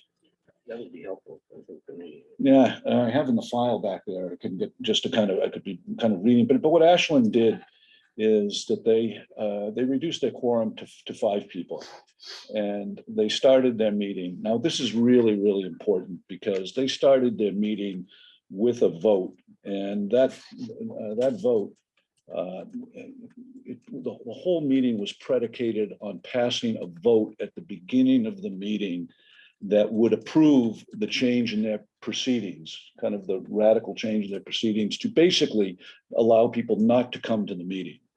They could come if they wanted to, but when it was called, and they had 2 items on there, they had a public safety building and they had an elementary school vote on those 2 votes at that time. And then they kept open afterwards. People were able to watch it from home, presumably, or not watch it from home. But when in January, I can't remember, I don't think the Patriots were playing last January, so they probably weren't up against the Patriots game, but people now. Yeah. So that was basically the theory. I could give more. I mean, I thought it was a highly innovative element of what they did under the circumstances. But let me just distinguish a couple of things between Medfield and Ashland and what they did that I felt was important and was determinative as I thought about now, what we wanted to try to do and how we wanted to try to do it, in the best Medfield tradition. So that is one of the key elements that is a highly legal element that says that if we were to change the meeting as radically as they did, that you would need to begin the meeting by a vote at the start of the meeting that approved all of the changes in the proceedings. The whole meeting in Ashland was predicated on that. Well, they didn't have much of a quorum. It was easy to get to be able to. They approved the proceedings. If my sense is that if we were to do the same thing, that we would be there for an hour or 90 minutes just debating whether we should be altering or changing our proceedings for the particular town meeting. It would be a whole other meeting inside of a meeting to do what they were able to do as a pro forma. One of the things I need to clarify about Ashland, and I did talk to folks who attended the meeting, and Ashland had a special town meeting that was pro forma. It was a formality that affirmed an already agreed on appropriations in a sense. There was no controversy in Ashland. I'll tell you what the vote was at town meeting. It was 957 to 22. It was over 98% of the people voting at town meeting voted in favor of the appropriation for the public safety building. I think it was 95% or something voted in favor. And that was affirmed, a week later, because when they came back, the town voted in really, by Medfield terms, very historic ways in terms of, I've got the numbers back here, but it was like 1,522 to 200 at the polling booth when they only needed a majority. The town was not a controversy. This was, a recognition by the town of Ashland that after many, many years of their inability to be able to build a public safety building, and they were trying to get schools built, that they were actually to kind of combine the forces. Everybody in the town, essentially, not everybody, there were at town meeting, there were 25 people who were in dissent out of the 1,000 people that participated using their process. To me, that's a quite different character than what we face here. The rules were adjusted. It was described to me, it was almost kind of a drive-by town meeting. And I think it was, by the way, highly innovative. It was in January, it was in the middle of January, if you can remember back to where we were in January. Although I appreciate all that you say about COVID, January was a different time. It was all pre-vaccination. All the guidance that we've gotten from the Board of Health, and we'll get further guidance from them about the meeting, talked about vaccination rates in Medfield, incident rates in Medfield, all of these rates in Medfield that are being watched carefully. This is not where we were last January. We, in fact, in the previous June, took extraordinary steps off of precedent, right? We had reduced our quorum as the state allowed us to do. We went outside on a turf field. We did it on a Saturday, which we had never done a meeting on a Saturday. We did a lot of, as Ashland did, we did a lot of extraordinary things to try to accommodate people, to get business done, to get voters to be able to come and approve what we needed to approve. So you kind of did that in the face of that. Just to kind of set the context of time, so this is in January of last year that they had a vote that was approved by 955 to 22. So if I was the town moderator and, that was the sense of the meeting, and we do, you try to get a sense of the meeting. I mean, I'm not a good predictor of how things will come out, but I do have a general sense of the sentiment of the town. Then, I think I would have done everything, as well to be able to do essentially a drive-by meeting. People came, they're in the car. Some waited in their car, they came in, they voted, they left. That was the town meeting context. So I need to kind of draw that distinction in terms of what they were doing at a special town meeting from what we're trying to do at this particular special town meeting, particularly with all that has led up to this. So, again, rules were adjusted. It was agreed upon by the parties. Over 90% at the polls, even afterwards. Everybody said it was the town coming together to do what they hadn't been able to do in a long time, to be able to quickly pass these appropriations and these provisions. And that's a little bit different than we had now. Here's another factor that goes into it. So, talking to people who are kind of legal experts about this today, people who have considered this kind of thing, there's absolutely no legal guidelines for what Ashland did. So they just, because you can afford as a moderator to take more risk when you have a vote that's going to pass by 98% to 2%, and you're doing it in the middle of the peak of COVID. You know, they were willing to take this step to abandon precedent and to be able to run the meeting in accordance with these procedures. But there's absolutely no guidelines. There are no state laws that kind of address that. There's no town charter provisions. There's no regulations.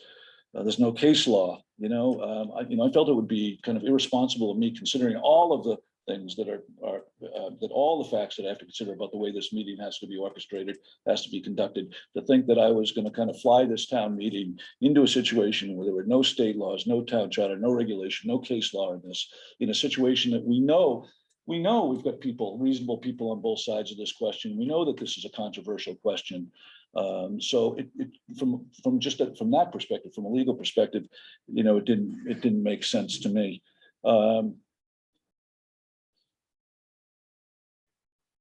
In this instance, I think a change in the precedent of, in all the precedent, I'll talk about change of precedents because we have made a change in two important precedents, and I'll tell you why that we did it. And it wasn't without a lot of consideration on my part, a lot of consideration in order to be able to do it. But a change in a precedent and a process that would be perceived and interpreted as favoring one position greatly over the other position is not a good move for a moderator. So when you have. This would allow anyone who had felt COVID risk would be able to come participate. Anybody, yes, I know anybody who could. Like you're But severely I hindering don't think parents anybody's right going to sit here and tell me after I've gotten that we've gotten the emails, there's been a large campaign directed towards the moderator that there wouldn't at least be perception of the fact that a change in precedent to do a whole different other kind of a town meeting with a whole different other kind of a voting system wouldn't be something that would be regarded as disfavoring one group against the other. It might, that might be just perception. Maybe it wouldn't. Maybe it would turn out equal, but that would be another risk that the moderator would have to take. With the January timeframe being different, I understand that, but what you're asking right now is for parents to find caregivers for their unvaccinated children and be able to find a vaccinated caregiver to take care of their kids, to get both partners or spouses to be able to come vote. So you're disproportionately harming an entire group of people from being able. I know, I've heard, it's been this has been a tough week, so having been described as anti-children in a lot of these emails. I'm not saying you're anti-children. You're not, but other people have. So I'm not, not it's just one of those things that you that's what you, in this role, but it's just it's been tricky, anti-health, anti-children, anti-voting access, all of that element. And, I just want to appeal to fairness of folks as they kind of consider that, this over the long term. This, that's one of the advantages that I think that I bring is that people can judge my good faith and my goodwill over a long period of time. We've run town meetings. I've conducted numerous town meetings on the full range of issues over time. Having to do with acquisition of open space, purchase of the Medfield State Hospital, development of the Council on Aging building, zoning of Medfield State Hospital, other zoning provisions, purchase of open space, and on and on. These are special town meetings. And, as we did those, we used pretty much the same basic model to take the temperature of the town. Some of them were close, some of them were overwhelming. The only thing that I've ever seen, in fact, that was as overwhelming as the vote that they had in Ashland by their using the Ashland model was when we did open space. I can't remember the Redgate Farm or one of the Holmquist property. Then it was the same way. But all these other ones, and so we use the same model with some variation, but in those instances, there was never a cry or an appeal to me to change our basic guidelines. At any point. Town has always reacted favorably to the way that we've kind of run town meeting. We certainly have been highly alert in our last two annual town meetings to the situation with COVID. We've tried to make adjustments that were, appropriate. Not perfect, by the way. This is a very imperfect process. I think it's a great process, but I think I've proven over time it's not perfect. 20 years ago, we had, over schools, it was very highly contentious, but the process was similar. There was no change in process. There was no, cry that it was, it was an unfair process. So we have all of that Let me just talk a little bit more about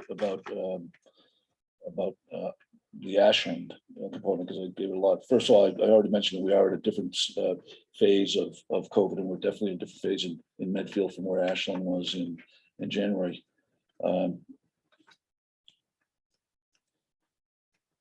I think it's a change in character of the town meeting. I think it literally goes to that level, that request would, change the character of what we've done in Medfield. You see, in Ashland, they had to reduce their quorum to 25. What if you could keep your quorum at 250? Well, I'm gonna keep my quorum at 250. That's No, not but what if changing. you did that and then added the rolling vote option at the end for people who wanted to do at home? The rolling vote is what? Sorry, they the eliminated. open vote at the end, Yeah, which is what the Ashland model is, right? The Ashland model was the moderator declared the vote and then No, I there's know what the Ashland, yeah. 2.5 hours for, Right, left it open for 2.5 hours.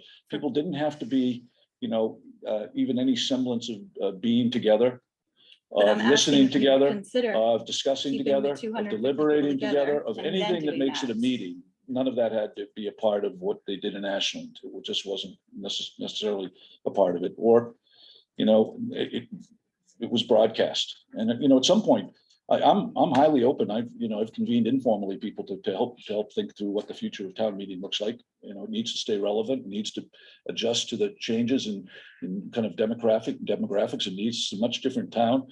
We've looked at things, we kind of did some consideration, electronic voting. I would endorse the selectmen coming up with a charter review committee and coming back and looking at other ways to be able to do town meeting. But when you're the moderator, you have to face the decision. You're going to make this change in the face of the most generationally complex, most controversial issue we've had in 20 years. I don't think so.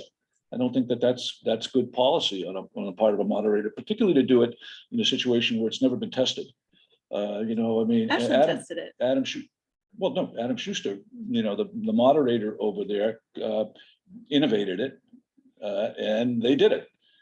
And so that was great, and congratulations to them, but it hasn't been tested as a matter of case. I don't want to be the test as a matter actually of case law or of establishing whether there needs to be some, looking at this from our charter perspective. Nothing provides in the charter. So I think it's a risk. I think that's a risk from the perspective of this meeting being able to do what it's supposed to do, which is be determinative on this issue.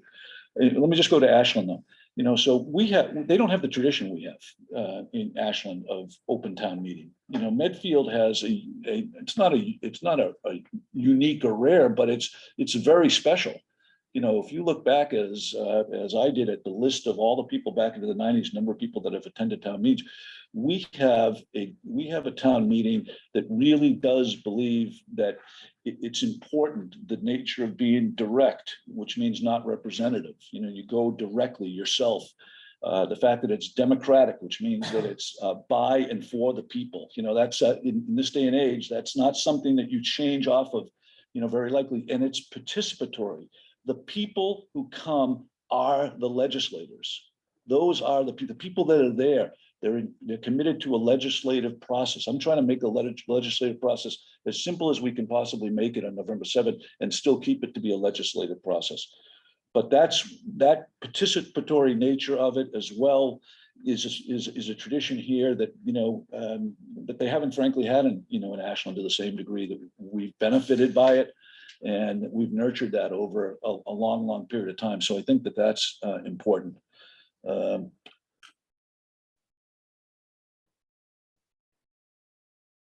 I've got more. I want to stay with the top ones though, having to do with the difference between, the idea of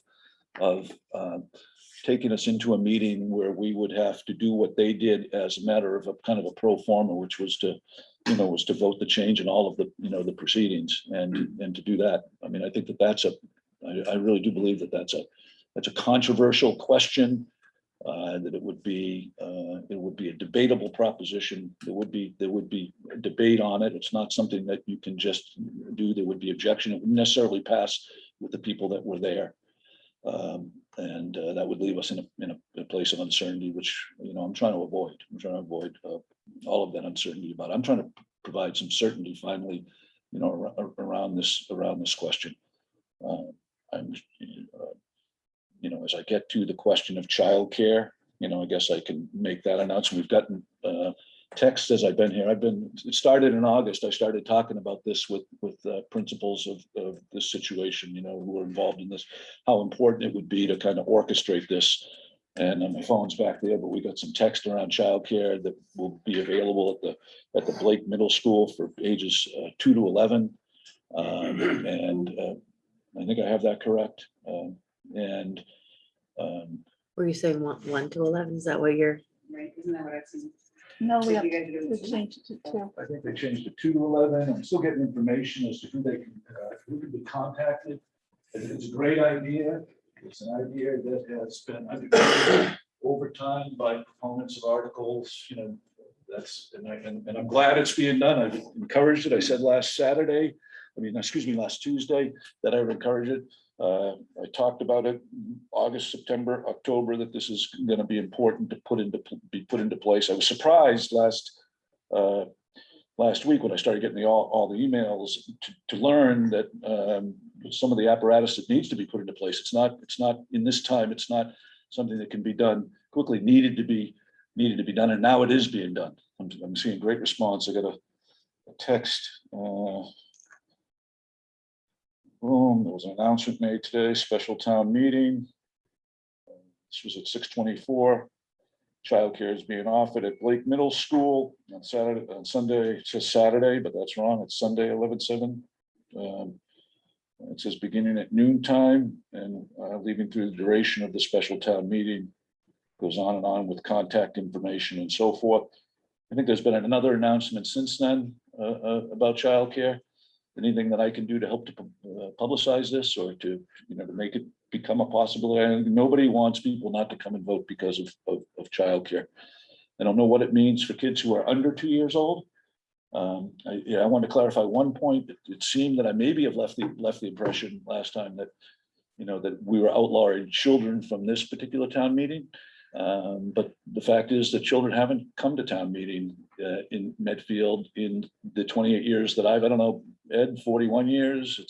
It's just, so, I mean, by the way, I talked to somebody who grew up in town meeting tradition in Vermont. They brought children, it's just that we passed I think a charter amendment at one point when Richard DeSorger wanted his students who were at the time the voting age was 21. He wanted his students, largely 15 and over, to be able to come to town meeting. And for years, I went into his class and I spoke to his class about civics and at town meeting. And then we invited his class in. We had a visitor section in the far right, and all the students would sit in there. And that by exception was if you're 15 to 18, you could come. They passed a charter amendment, but they didn't make provision for other children. I've never had to fight that battle, to be honest with you.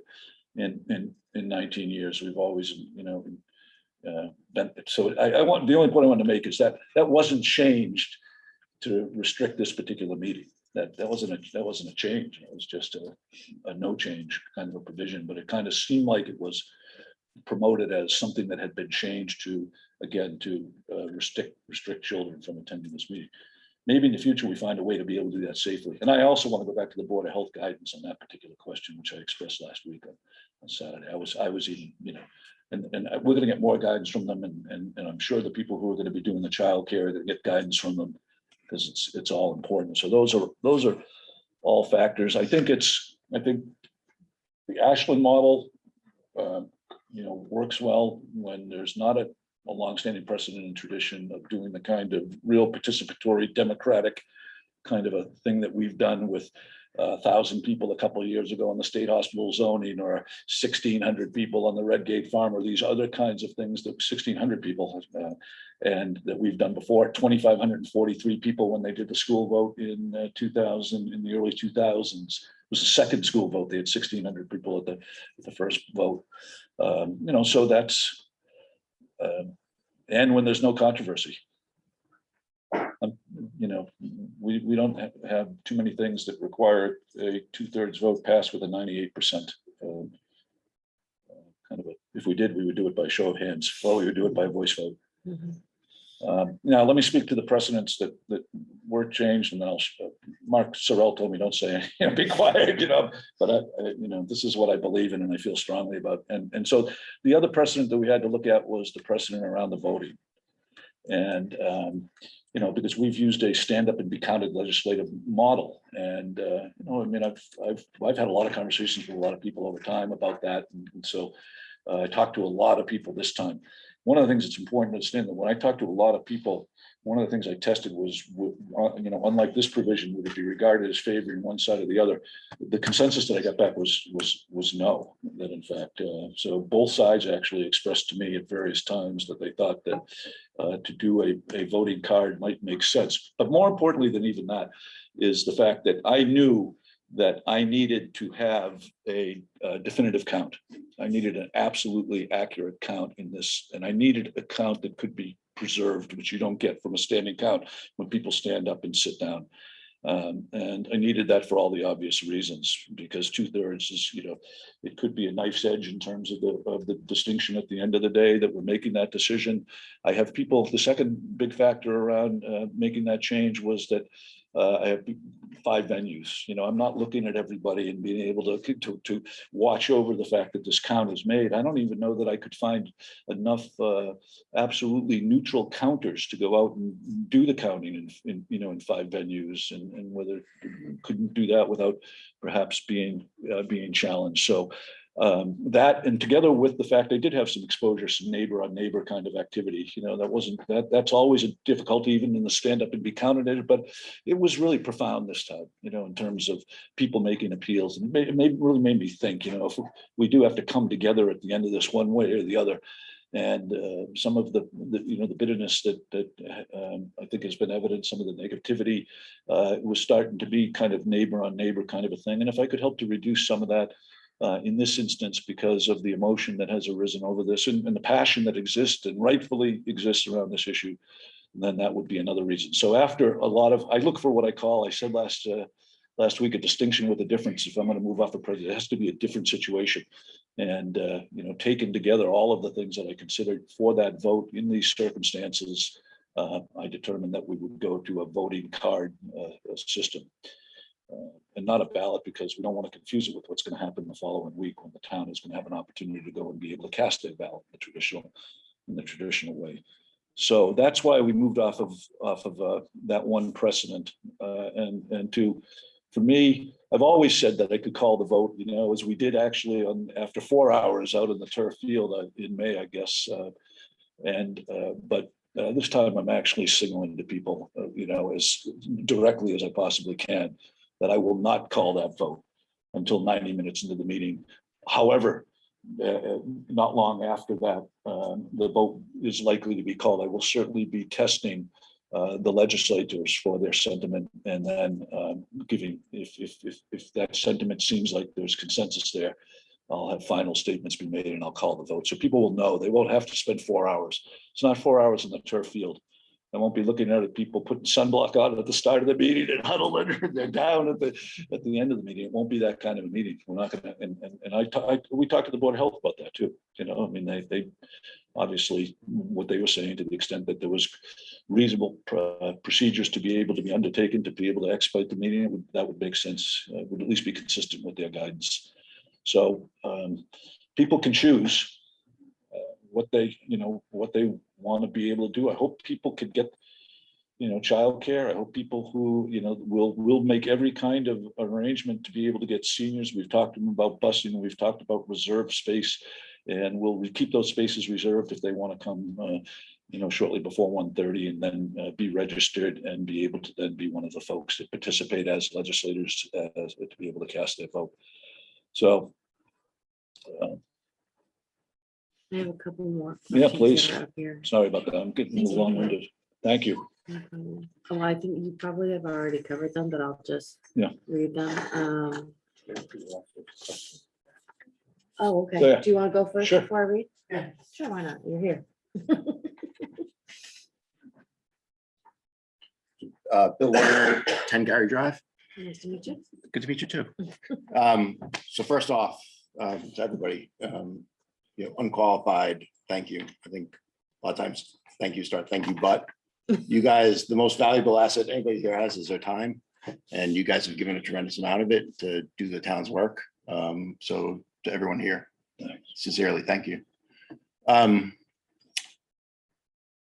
You could share a quick anecdote. Yeah, please. So it's fine, so right, so the town meeting, this past one, right, and I think rightfully so, you kind of called the vote because everybody was where they were at that point, and I was in line to give comment at the time, and I got a bunch of texts. Somebody told me my shoe was untied. Somebody told me the camera doesn't adds a little bit more than 10 pounds, which you know, maybe true, maybe not.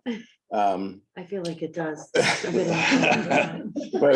I think I think it brings to life that you know, the precedent probably in terms of how people interact has changed. So that night, and I'm sure you saw from the stage, right? A lot of people left because they had childcare, it was late at night. They weren't not participating in the town government. They were just participating in a different way than has been done historically, and technology allowed that, where maybe in the past it hadn't. So I think that's a big deal. And I guess, like, I personally, you know, I've learned a lot as I've gone through this process. I've been through a ton of the materials, as through, I think, a lot of people in town. And probably the debate that's happened throughout history that maybe was reserved for that field and in small community, right? That is, you know, you can argue whether it's good or bad, but technology has expanded that, you know, dialogue immensely so, and just made, I think, information much more available. So I think it brings to the point of, like, I struggle a little bit with the fact that, like, on that night, right, some votes were counted, some votes weren't because of the time of the vote. And it wasn't that people didn't participate. It wasn't that people didn't care. No. But then at the end of the day, right, it was, I could argue, discriminatory. Maybe not, depending on how you think about Let's precedent. just go back into the context of that vote too, that vote was an advisory vote, right? So in other words, it didn't have definitive consequences coming out of that vote. And so I maybe let more, you know, it's different than this vote is all the point I'm trying to make. In other words, this is very determinative. 100% agree. And that one, you know, people, so. That's what And it was going to be a mix, it Yeah, came I'm out pretty close to 50-50 in the group. Yeah, and I mean, that, and Ms. Meyer, I guess that's what I'm trying to make is that that was what it was, right? It was non-binding. It didn't have any consequence. You know, this does. And I think, you know, what you've heard, I think town asked for, and listen, I was actually excited tonight. I think, you know, I thought that there was only one thing that, you know, both sides agreed on, that we need a new school. I heard nothing tonight that, you know, both Mr. Potts and Ms. Drummond talked about was they want to see as much participation as possible.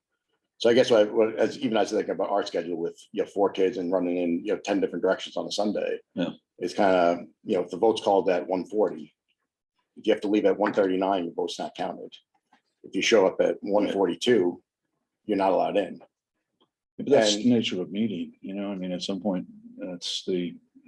I guess that's not, I mean, if you want to, for voting, you can go all day, go at 6:30 in the morning, but when you're gathering people for a town meeting, people who are there are the ones who get to vote.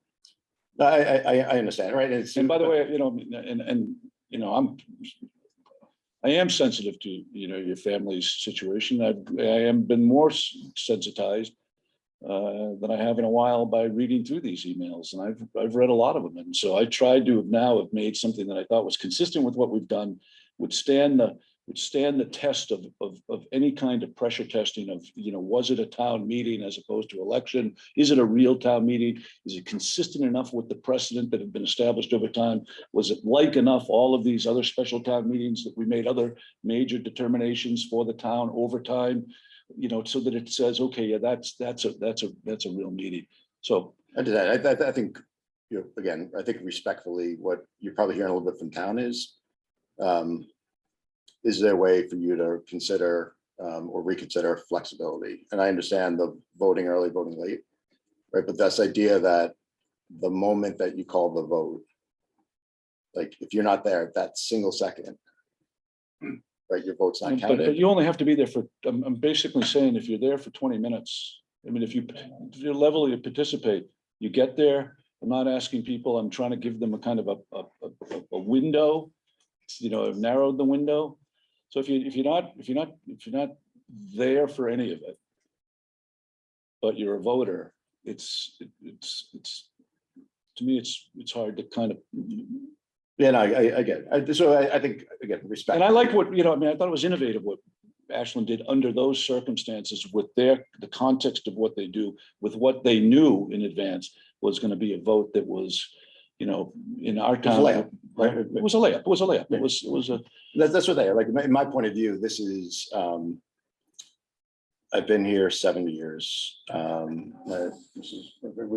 educated me in the past in some meetings on, what's happened in the past. You claim, you thought, recreation was maybe one of the single greatest votes in this town, and at this point, you were at the time.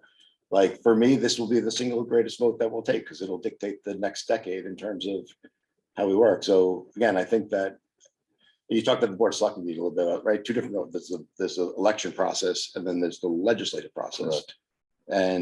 And I guess all people are asking is that as part of this legislative process where people can participate in different ways than they have historically. Is there a possible way for you to figure out? I don't know. I don't think so. I think I've already kind of expressed what I think has to happen on November 7th, but I do think that the broader question, which unfortunately may not apply to this vote, is a question.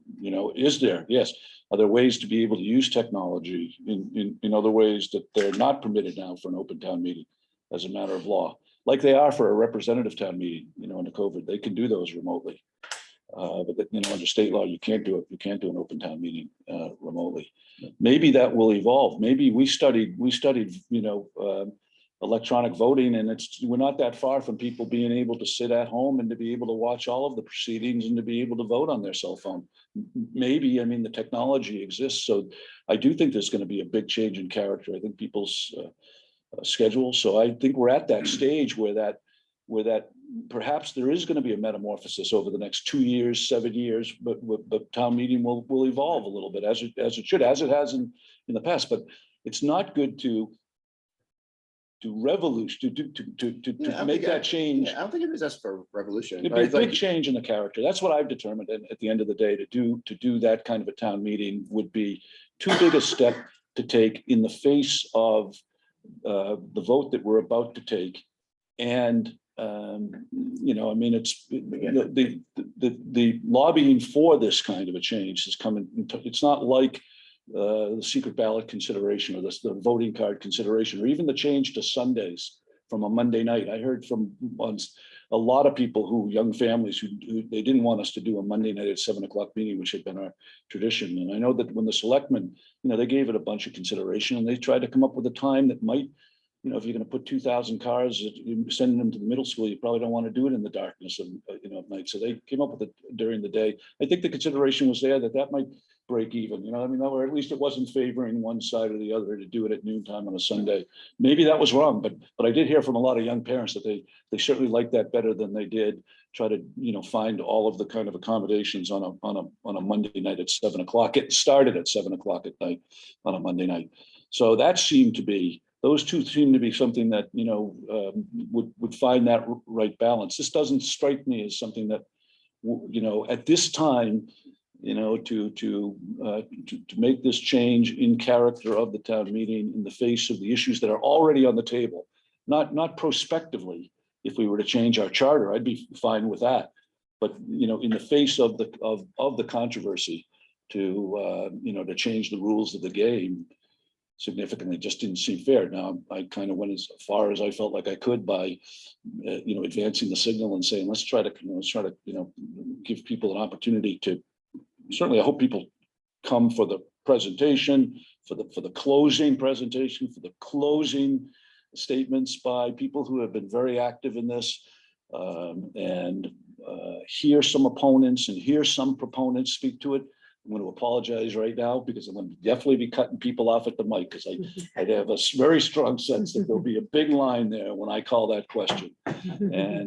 But it's just where we are now, and to try to do it, consistent with the principles of fairness and prudence and still bring the expediency to it.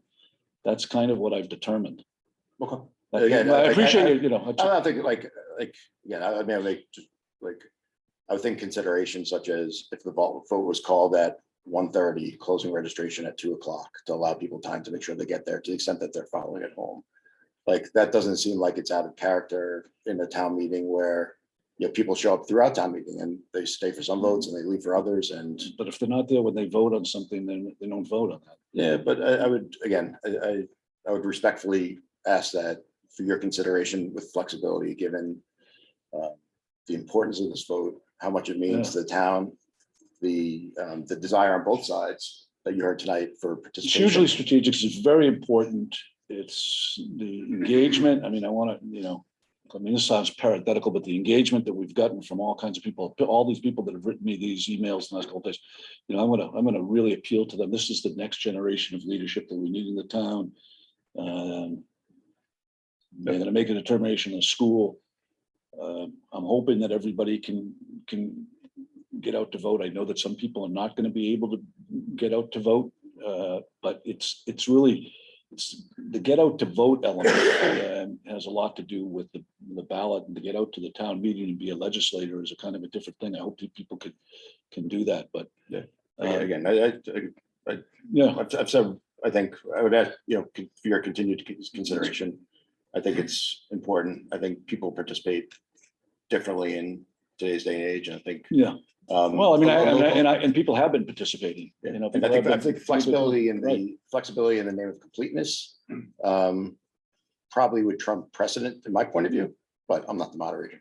That's a decision. Yeah. So again, And the law. I 100% respect No, I everything appreciate you're doing, and hope you take the comments with good faith into consideration. And I'm trying to, definitely, and I'm trying to digest them and actually process them. And I think people who know me that, you know, the smoke coming out of my ears, you know, I mean, in terms of the cycles that I've been turning.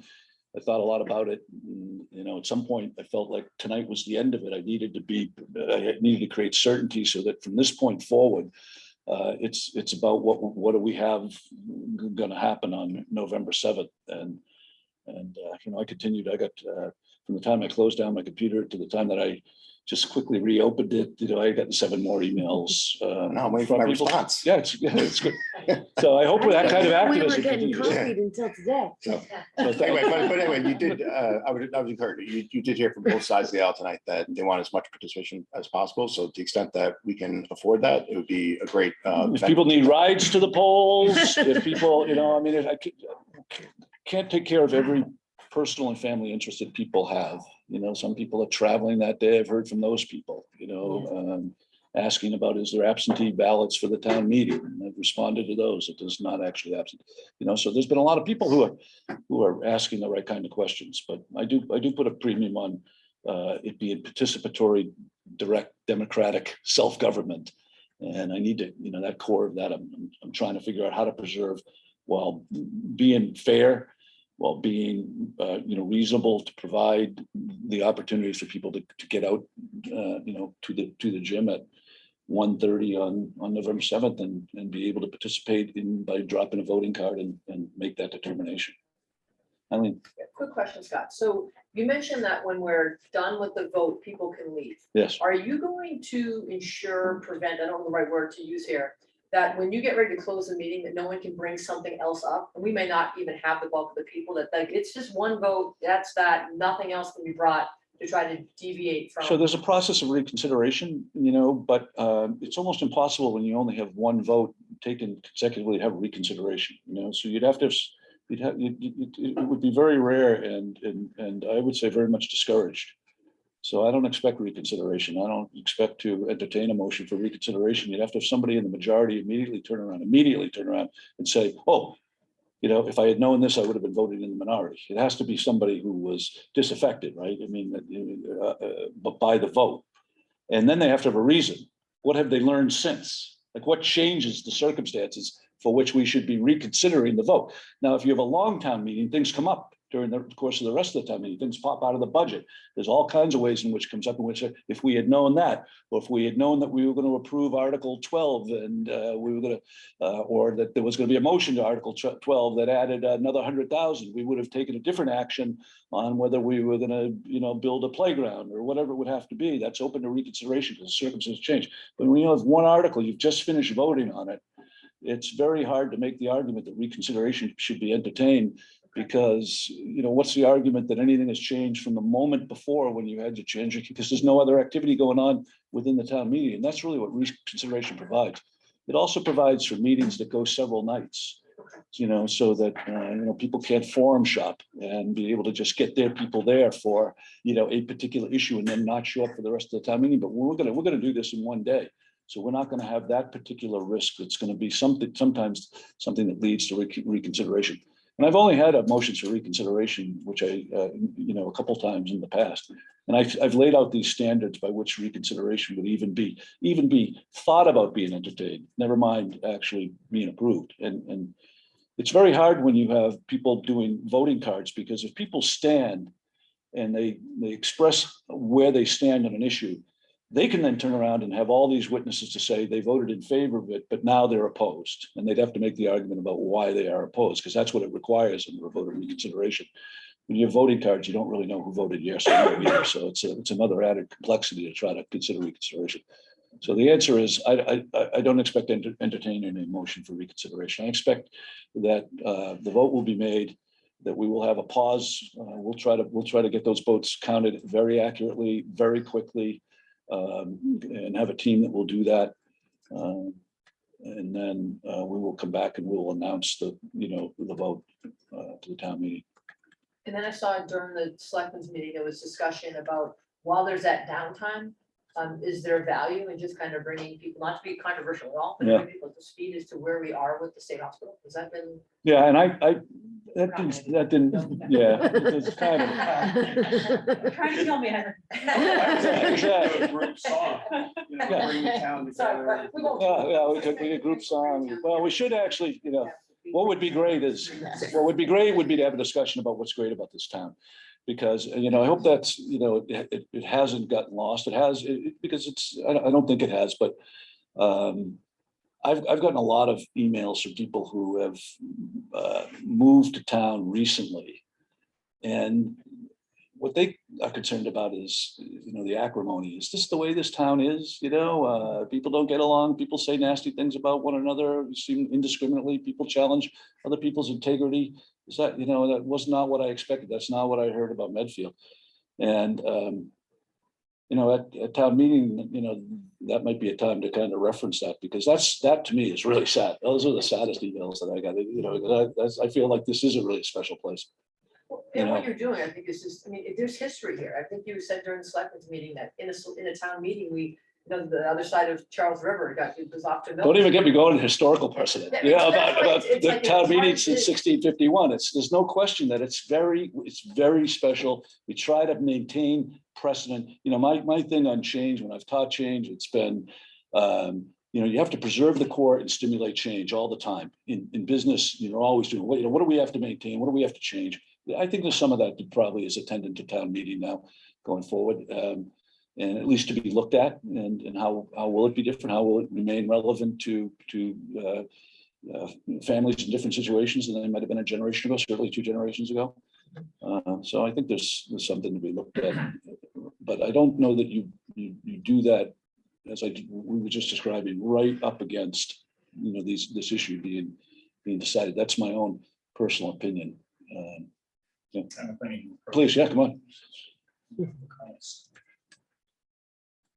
It's time. Tim Knight from 34 Oriole. I've been here 18 years. I echo the thank you to everybody across the board. As I listen to that, as you hear that, I just think of what is the lesser evil, and I look back in July of 20 or June of 20, we had 500 people at the town. No, 178. 178, and then this year, right? So our numbers are down. No, our numbers are good. Our numbers have been solid on annual town meetings. We've been meeting quorum, regularly. We have one of the highest quorums around. So our participation is good. I'm saying during COVID. Well, during COVID, we've had 2 annual town meetings. We had excellent participation this year out on the turf field, and the year before we told people not to come. Basically, we said, look, we didn't tell them not to come, but we said we're going to be operating with a very limited quorum. It was 35 or something. We reduced the quorum to, and we limited every item on the agenda, right, of that town meeting, so it only consisted of certain financial items that were necessary to continue the activities of the town. I mean, that's at least the way that I remember it. I think we had 13 items on the town warrant for that particular meeting. So there was a concerted effort to limit the time. Let's do what we have to do as a matter of business, and let's go home and everybody be safe. I mean, that was the spirit of that town meeting. Spread everybody out. I was pleased to see the number of people that did come out on that day, and I don't know how long it lasted, but it was pretty expedited. Last year, it wasn't back to normal. We were on the turf. It was a little crazy from my perspective, but we had good big screens. That was a change, but we tried to do it. But I was trying to get as many people to be able to speak to a vote that was going to be advisory and non-binding ultimately, so that we get as much out before we went into this period of time that I knew we'd be marching towards what we are approaching now. On November 7th was this really determinative town meeting. So that was the theory behind that meeting. I'm just, when I look at it, I've heard a couple things. You say, hey, the special election on November 15th, that's when you can show up and vote. Anytime you want, roll in continuously. And that's a 50%, right? 51%. Just requires a majority. This one is 66% It is. one way or the other. So you do need, that it behooves us to have as much engagement from the town as possible. I hope. And, and when I heard about this Ashland model, I said, gee, we are kind of changing the character of what we're doing just based on last week. And I'll be honest, I'm surprised I'm sitting here. I think I said to somebody earlier today, I think you've made up your mind a while ago. Like, you're a traditional. I've been to so many town meetings. I've heard it, and I agree with it, and I love it in general. Yeah, well, I've had an open meeting. I have to say, I mean, I started with the idea we would do it the way we've done it for other special town meetings. And then I kind of announced that, and during the course of this week, and with further guidance with the Board of Health, we looked at that, and we looked at the only thing that I had done by way of adaptation was on the voting. But this week I said I'm gonna be more specific. I'm gonna tell people that that no earlier than a stake in the ground point will I call that meeting. But anytime after that, when the town is ready to vote, we will vote. The vote will be taken. People can go home if they want. We'll maintain a quorum. We'll announce the vote. So I'm trying to, in that respect, I'm trying to provide the balance. I mean, it's a good thing. I mean, the voting card no earlier than, I think, is a positive thing. I think it just then begs the question, if the lesser evil is more voters, giving more people the opportunity to vote. More participants, more legislators. It's not just voters, so, somebody that's been home watching the Patriots game, and some of my friends are already telling me that they will do, and then they get a text and they say, okay, it's 1:20, you should get over here by 1:30. They're going to vote. They're going to be able to vote, but they haven't really participated in the meeting, but they're going to have the privilege of being able to. And that individual, though, would have had the time to listen. And the Warrant Committee here, the amount of work they're doing going through, I think you said, analyze the data, review it and share it. We've had a lot of time to review this. And I just that's why we can keep it relatively short. I say, hey, if we said we will not be voting before 1:30, and we would leave the voting open for up to 1 hour after we call the vote, it gives more people opportunity to participate. We had to change. Well, you're not participating. That's by definition. You're just driving by to vote like you would be on the election, with a margin. I mean, it's not exactly the same, but I think it's different. I do think it's a distinction with the different. I'm trying to get people to come to town meeting, to participate in it, even if it's for a short period of time. They will hear final statements at the very least. I'm hoping those people will do that, but that's a concession. I can't say we did not consider, the aspects of looking at that, but it to me, for the reasons that I tried to clarify, for those 6 reasons that I spent the day kind of looking at, talking to lawyers about and so forth, that the fact that, particularly the fact that it would have to begin, we would not have that kind of meeting. It would have to begin with a motion that would lay out the changes of the proceedings, which was done in a pro forma way in Ashland past. They were able to then, moderator felt free then to be able to do a different kind of meeting. That's not what would happen in Medfield. So, and then if you were to do such a thing, what would that be, a 50% vote? in I think order that would to probably allow be, for I'd it? have to look at the degree, which would be debatable, probably be a 50% vote, but it would be debatable. You'd have to let people speak to it. Could you vote on it? You would vote on it eventually, but not without discussion. You know, you'd have to let people talk to it. I'm not gonna do it by my own determination and then just put it to a vote. So that would have to be done. So I think that was different in over there. And we have a, you know, we're approaching something in which this, I want everyone to get out and vote. I want to see how the town, I trust the town. And I trust our process.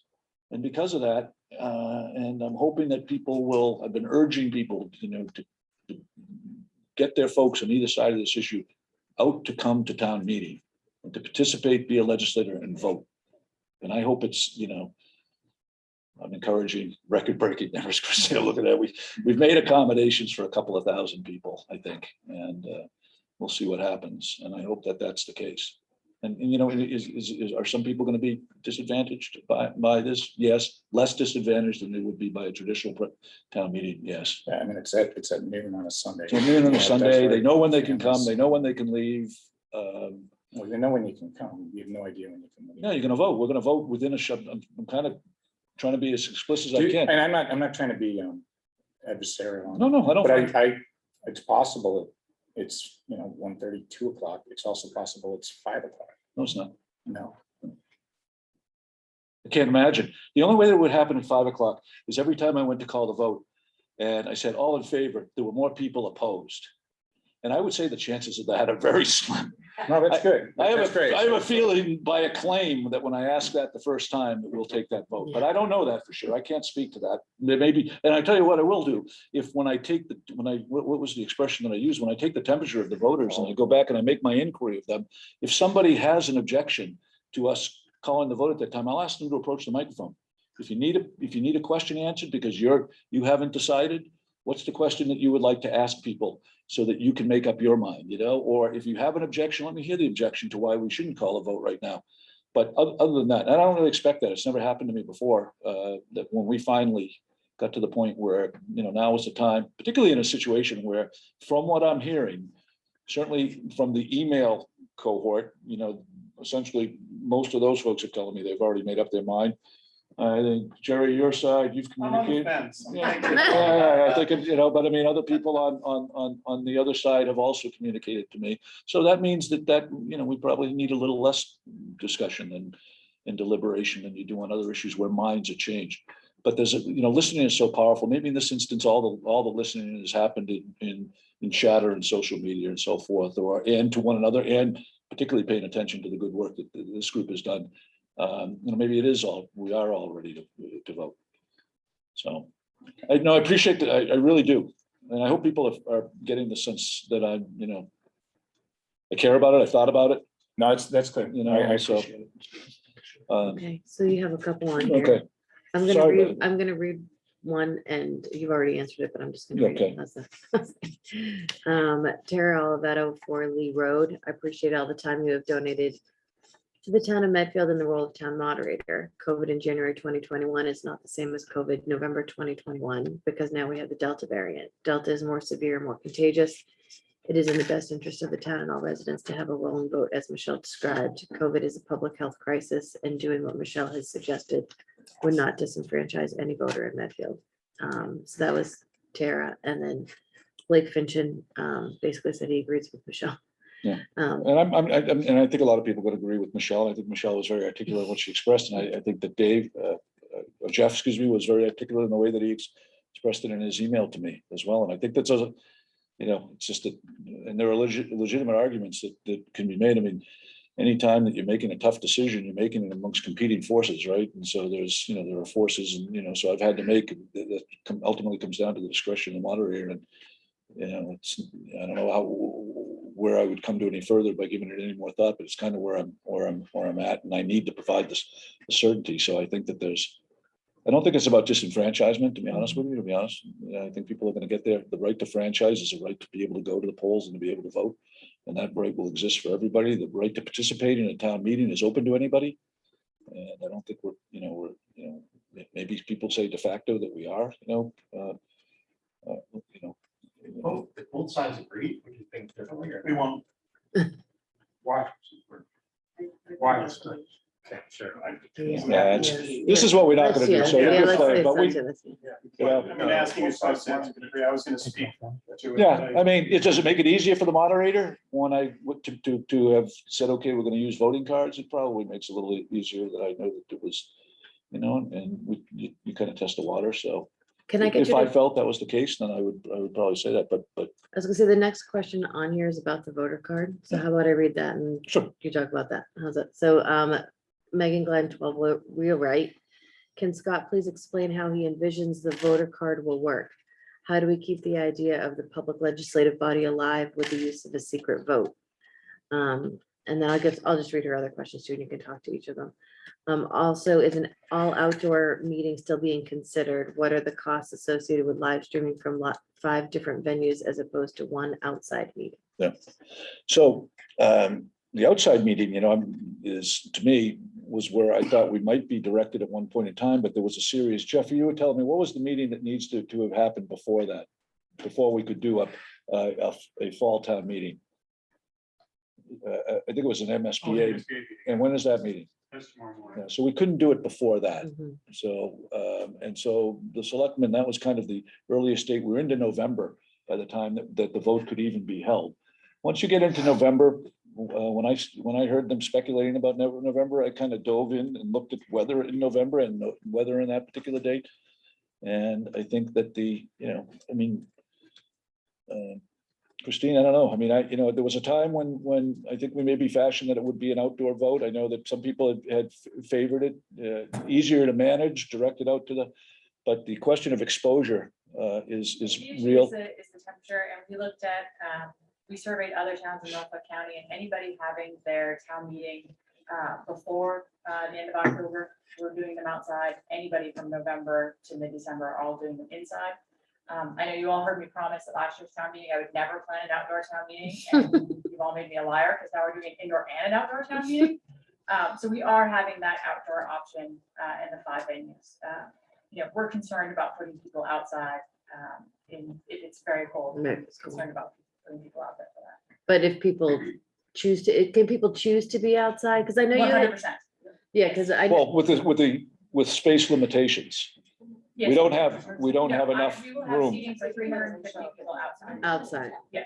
Because I guess just to clarify, because I think you guys had said that it's kind of like the gym first, like you're gonna expand into them, but aren't there 3? So the Basic inside- choices? Yeah, so the inside room, we will go to the gym first.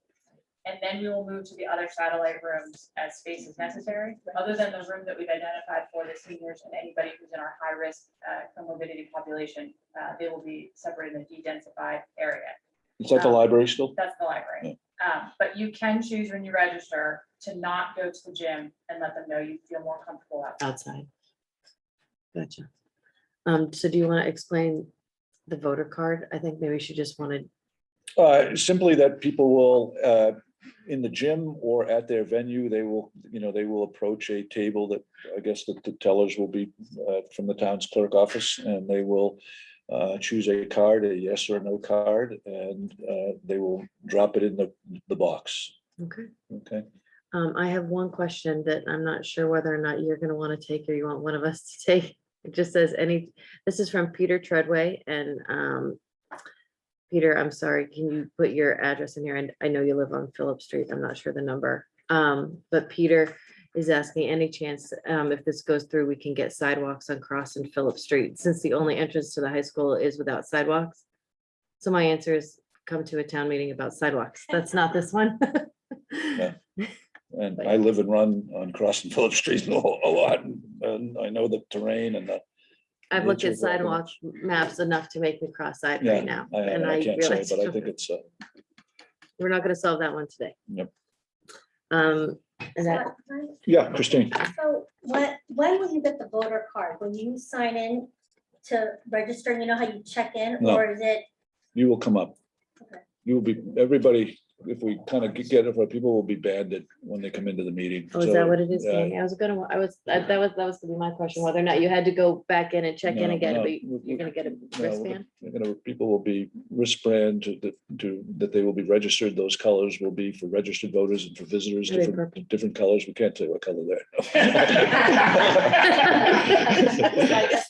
So they were, look, we're gonna rely on the town. We're gonna, on the integrity of everybody, but we're gonna use that approach.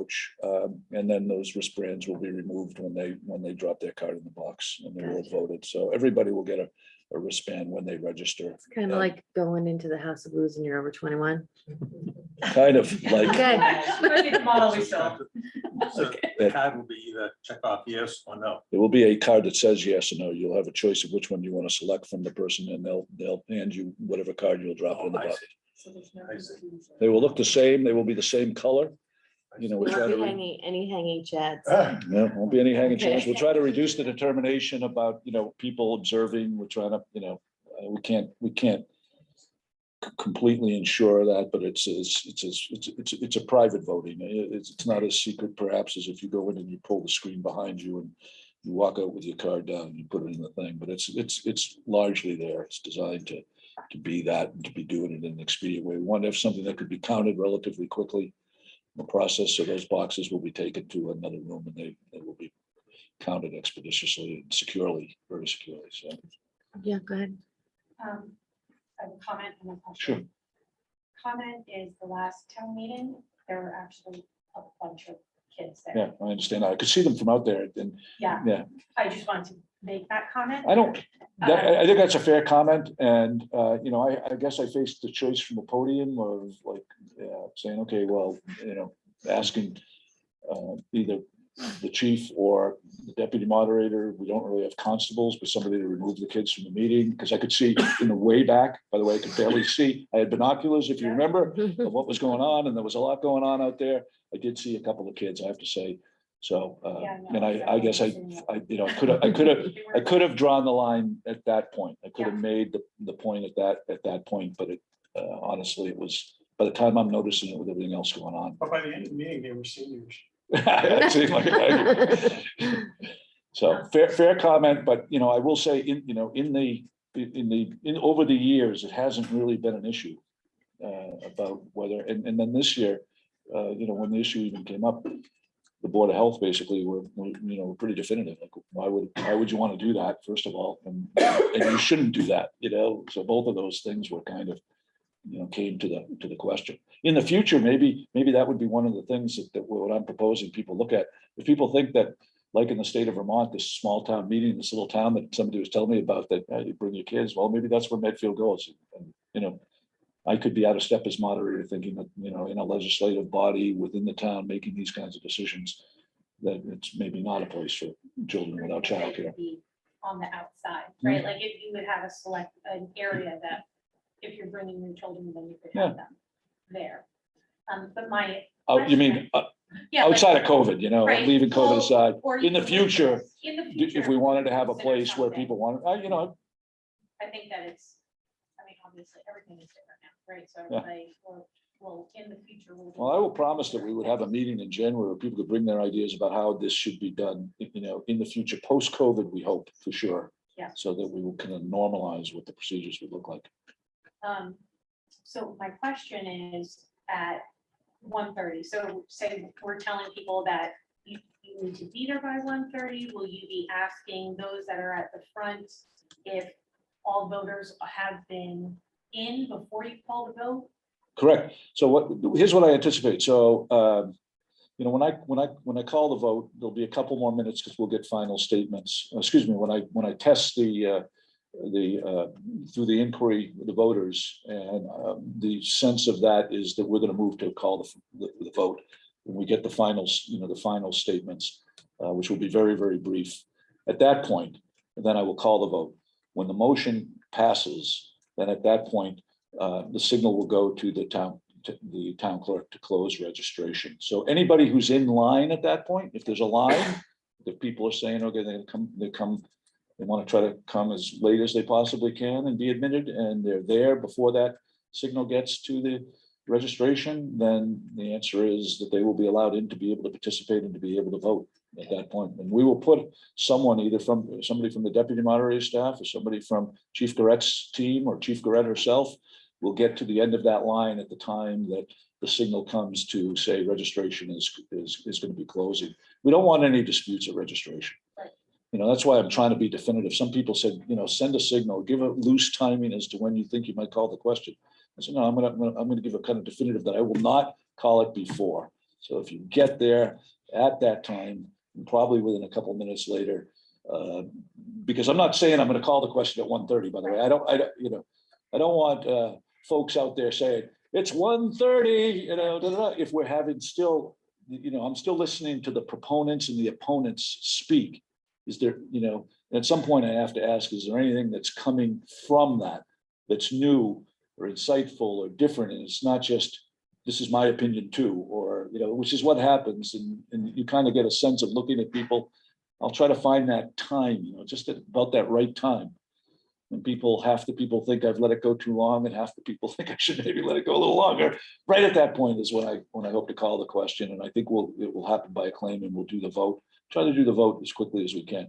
Now, normally I'd like people to stay. After the vote is made, we're gonna have a determination that's going to be made. But realistically, in light of all of what we've heard, and the best way to get people who are concerned about exposure is they would be able to leave.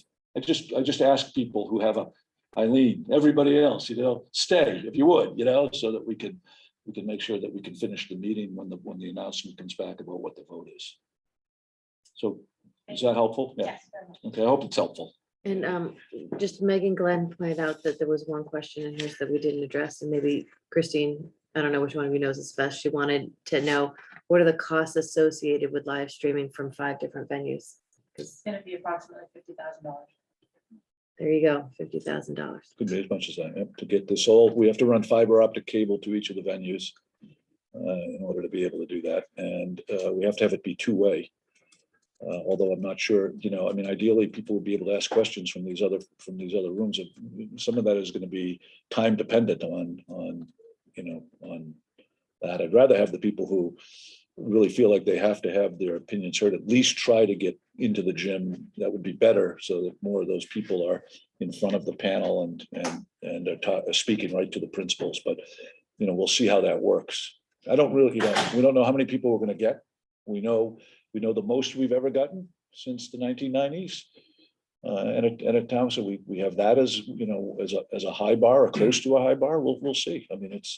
We'll try to get the team in place to be able to do it. We still are a small town trying to orchestrate a significant event. Any other questions?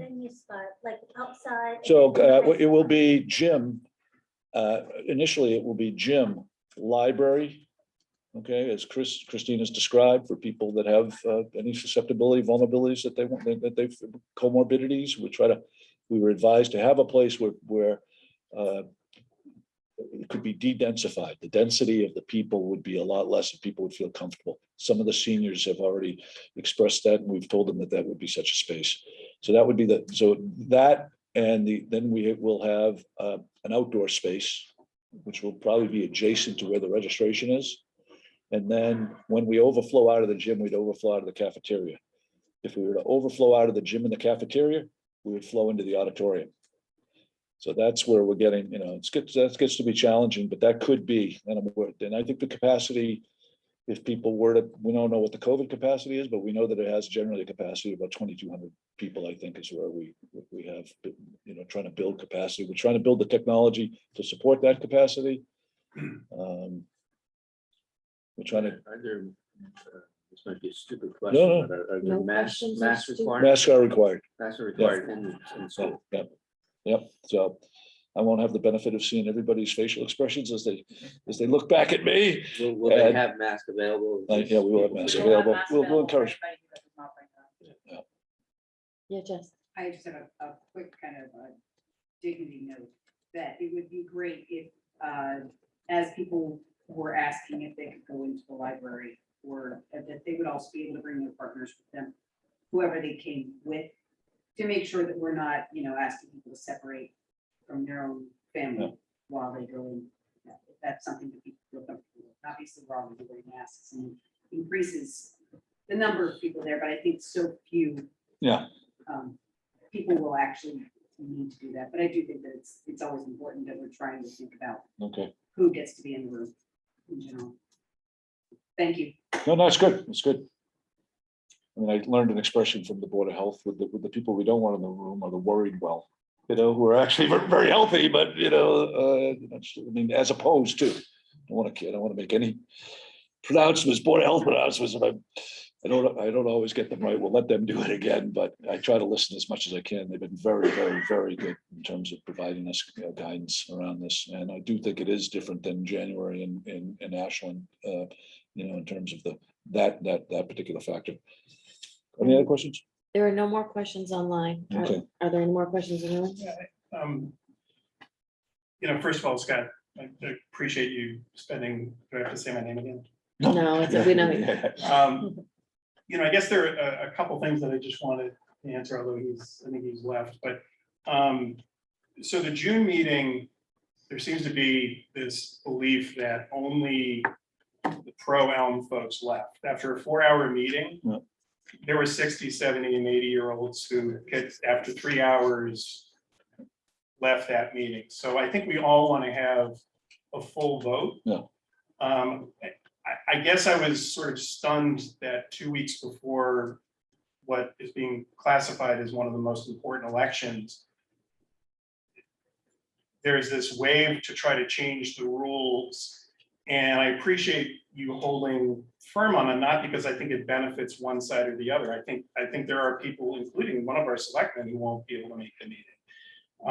And I remember on the school votes, I canceled a business trip midway to come home to be able to attend the town meeting because it was an important vote. And if we're saying this is a once in a lifetime vote, taking 90 minutes or 2 hours and trying to find coverage on a Sunday, I would just say with seniors, with young, do everything you can across all generations to try to be there, because from that June meeting, I had 20 people reach out to me after that meeting who came into that meeting undecided. Yeah. As much as we think everyone is locked in on this, I guarantee you out of 2,200 people, there could be 100 or 200 people. Yeah, there are people, I know people, I've been talking to people that are right on the fence. Right, and so this argument that just come and vote, there is value in having on both sides of it. That's why I have the 90 discussion. minutes. And so I just would, to anyone out there, whatever your position, whether you agree or disagree, it is an event that actually is part of the healing of coming together and seeing other people's perspective and listening to them. Yeah. And I'm glad that we're going to have this decision. And more importantly, I'm just surprised that 2 weeks before, there's this push to pressure you to change the rules. By the way, of it. I don't want to overdo the pressure component. I've taken it as a lot of people have from all, I've heard from people all over these arguments about a lot of different things associated with the way that the meeting should be structured and conducted. And it's been informative to me. Really, it has been informative, these emails. And by the way, I want to apologize to everybody out there. I wrote something to people saying I haven't been able to respond. I haven't been able to keep up. I started doing it. And so if anybody has sent me an individual email that is not one of the scripted emails and had some other points that they wanted to raise that were separate there, because at some point, I was reading through the first wave of scripted emails having to do with the continuous start from the beginning, open voting element. And then the second wave, which had to do with the Ashland model. I tried to read them all, but if, other people, I think, Jess, I think I said that to you, right? I mean, because you came in the middle of it on a different kind of a question, a valid question, to talk about process here. And I almost didn't recognize it, just because no, not you, but I had to go through it. I'm just because I had the same problem today when I went in. I did find a couple of emails that were not part of it. So I apologize too, because I am just starting to find some. Yeah. It's like anything else in life, and I'm talking too much. Oh, yes, I am. Just making sure you went through your whole list of things. No, I haven't. There's one thing I wanted to kind of mention too. So this is embarrassing, and this is one where, you know, good faith, my honesty of intention, I think is, you know, I hope is going to be presumed. But so I'm going to read what I wrote. So the way my night ended last night for me, after a really busy day with a lot of conversations around all of this and with different people, as well as what's probably happened to all of you, the convergence happens at works, right? It's, you know, like all of a sudden, every one of my clients is calling with something in the last 2 days. So last night, late at night, I'm watching TV news. I did what I've been doing a couple times a week over the past several weeks, which is to log into Facebook to do a quick scan of friends of Medfield and concerned citizens of Medfield. So, you know, and it's really kind of quick. I go through it. I don't really completely understand the structure. You get into replies and there are replies within replies and everything. But I try to get a sense of, you know, what the community on that forum might be expressing. And I'm not really a Facebook user. The only other Facebook I use is I have a Colby 76 alumni. I've posted there twice in my entire history. I've never hit an emoji. I've never expressed a dislike or a like on any site. I never post comments to any newspaper columns or articles at the bottom of newspaper columns. I don't do that. I do not engage in other social media platforms other than following some of my family members who are in the, you know, Sierra Nevadas hiking or something on Instagram. So last night I started my late night by further reading many of these. At that time was 190 plus emails. I was reading those at the same time. I was flipping back screen. I was on Concerned Citizens of Medfield. I flipped past a posting on the Tisbury School project. Those of you who were there before, I clicked down on that and to see, and as I was moving quickly and not really paying particular close attention and intending to hit see more, I apparently waved over and maybe clicked an emoji. The only way that I knew I had inadvertently and mistakenly done this, when I noticed that you and 18 others like the post, the emoji.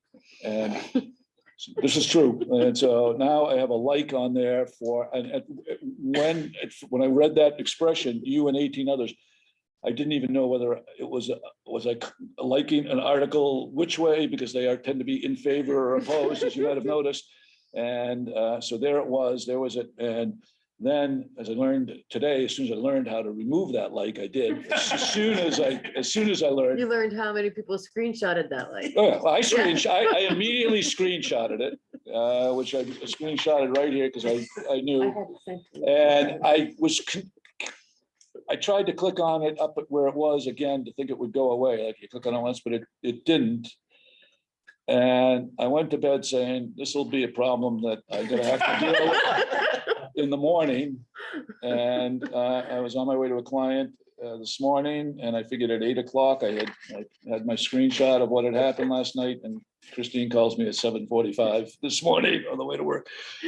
And as soon as she said, do you know? I said, yeah, I do. And I really want to apologize for that to everybody. You know, I mean, it's not just your intention when you do what I do. You know, you won't really want to even minimize appearance of kinds of things. And I try really hard to do it. I've tried really hard in this one so that we get a good determination down the middle of the fairway.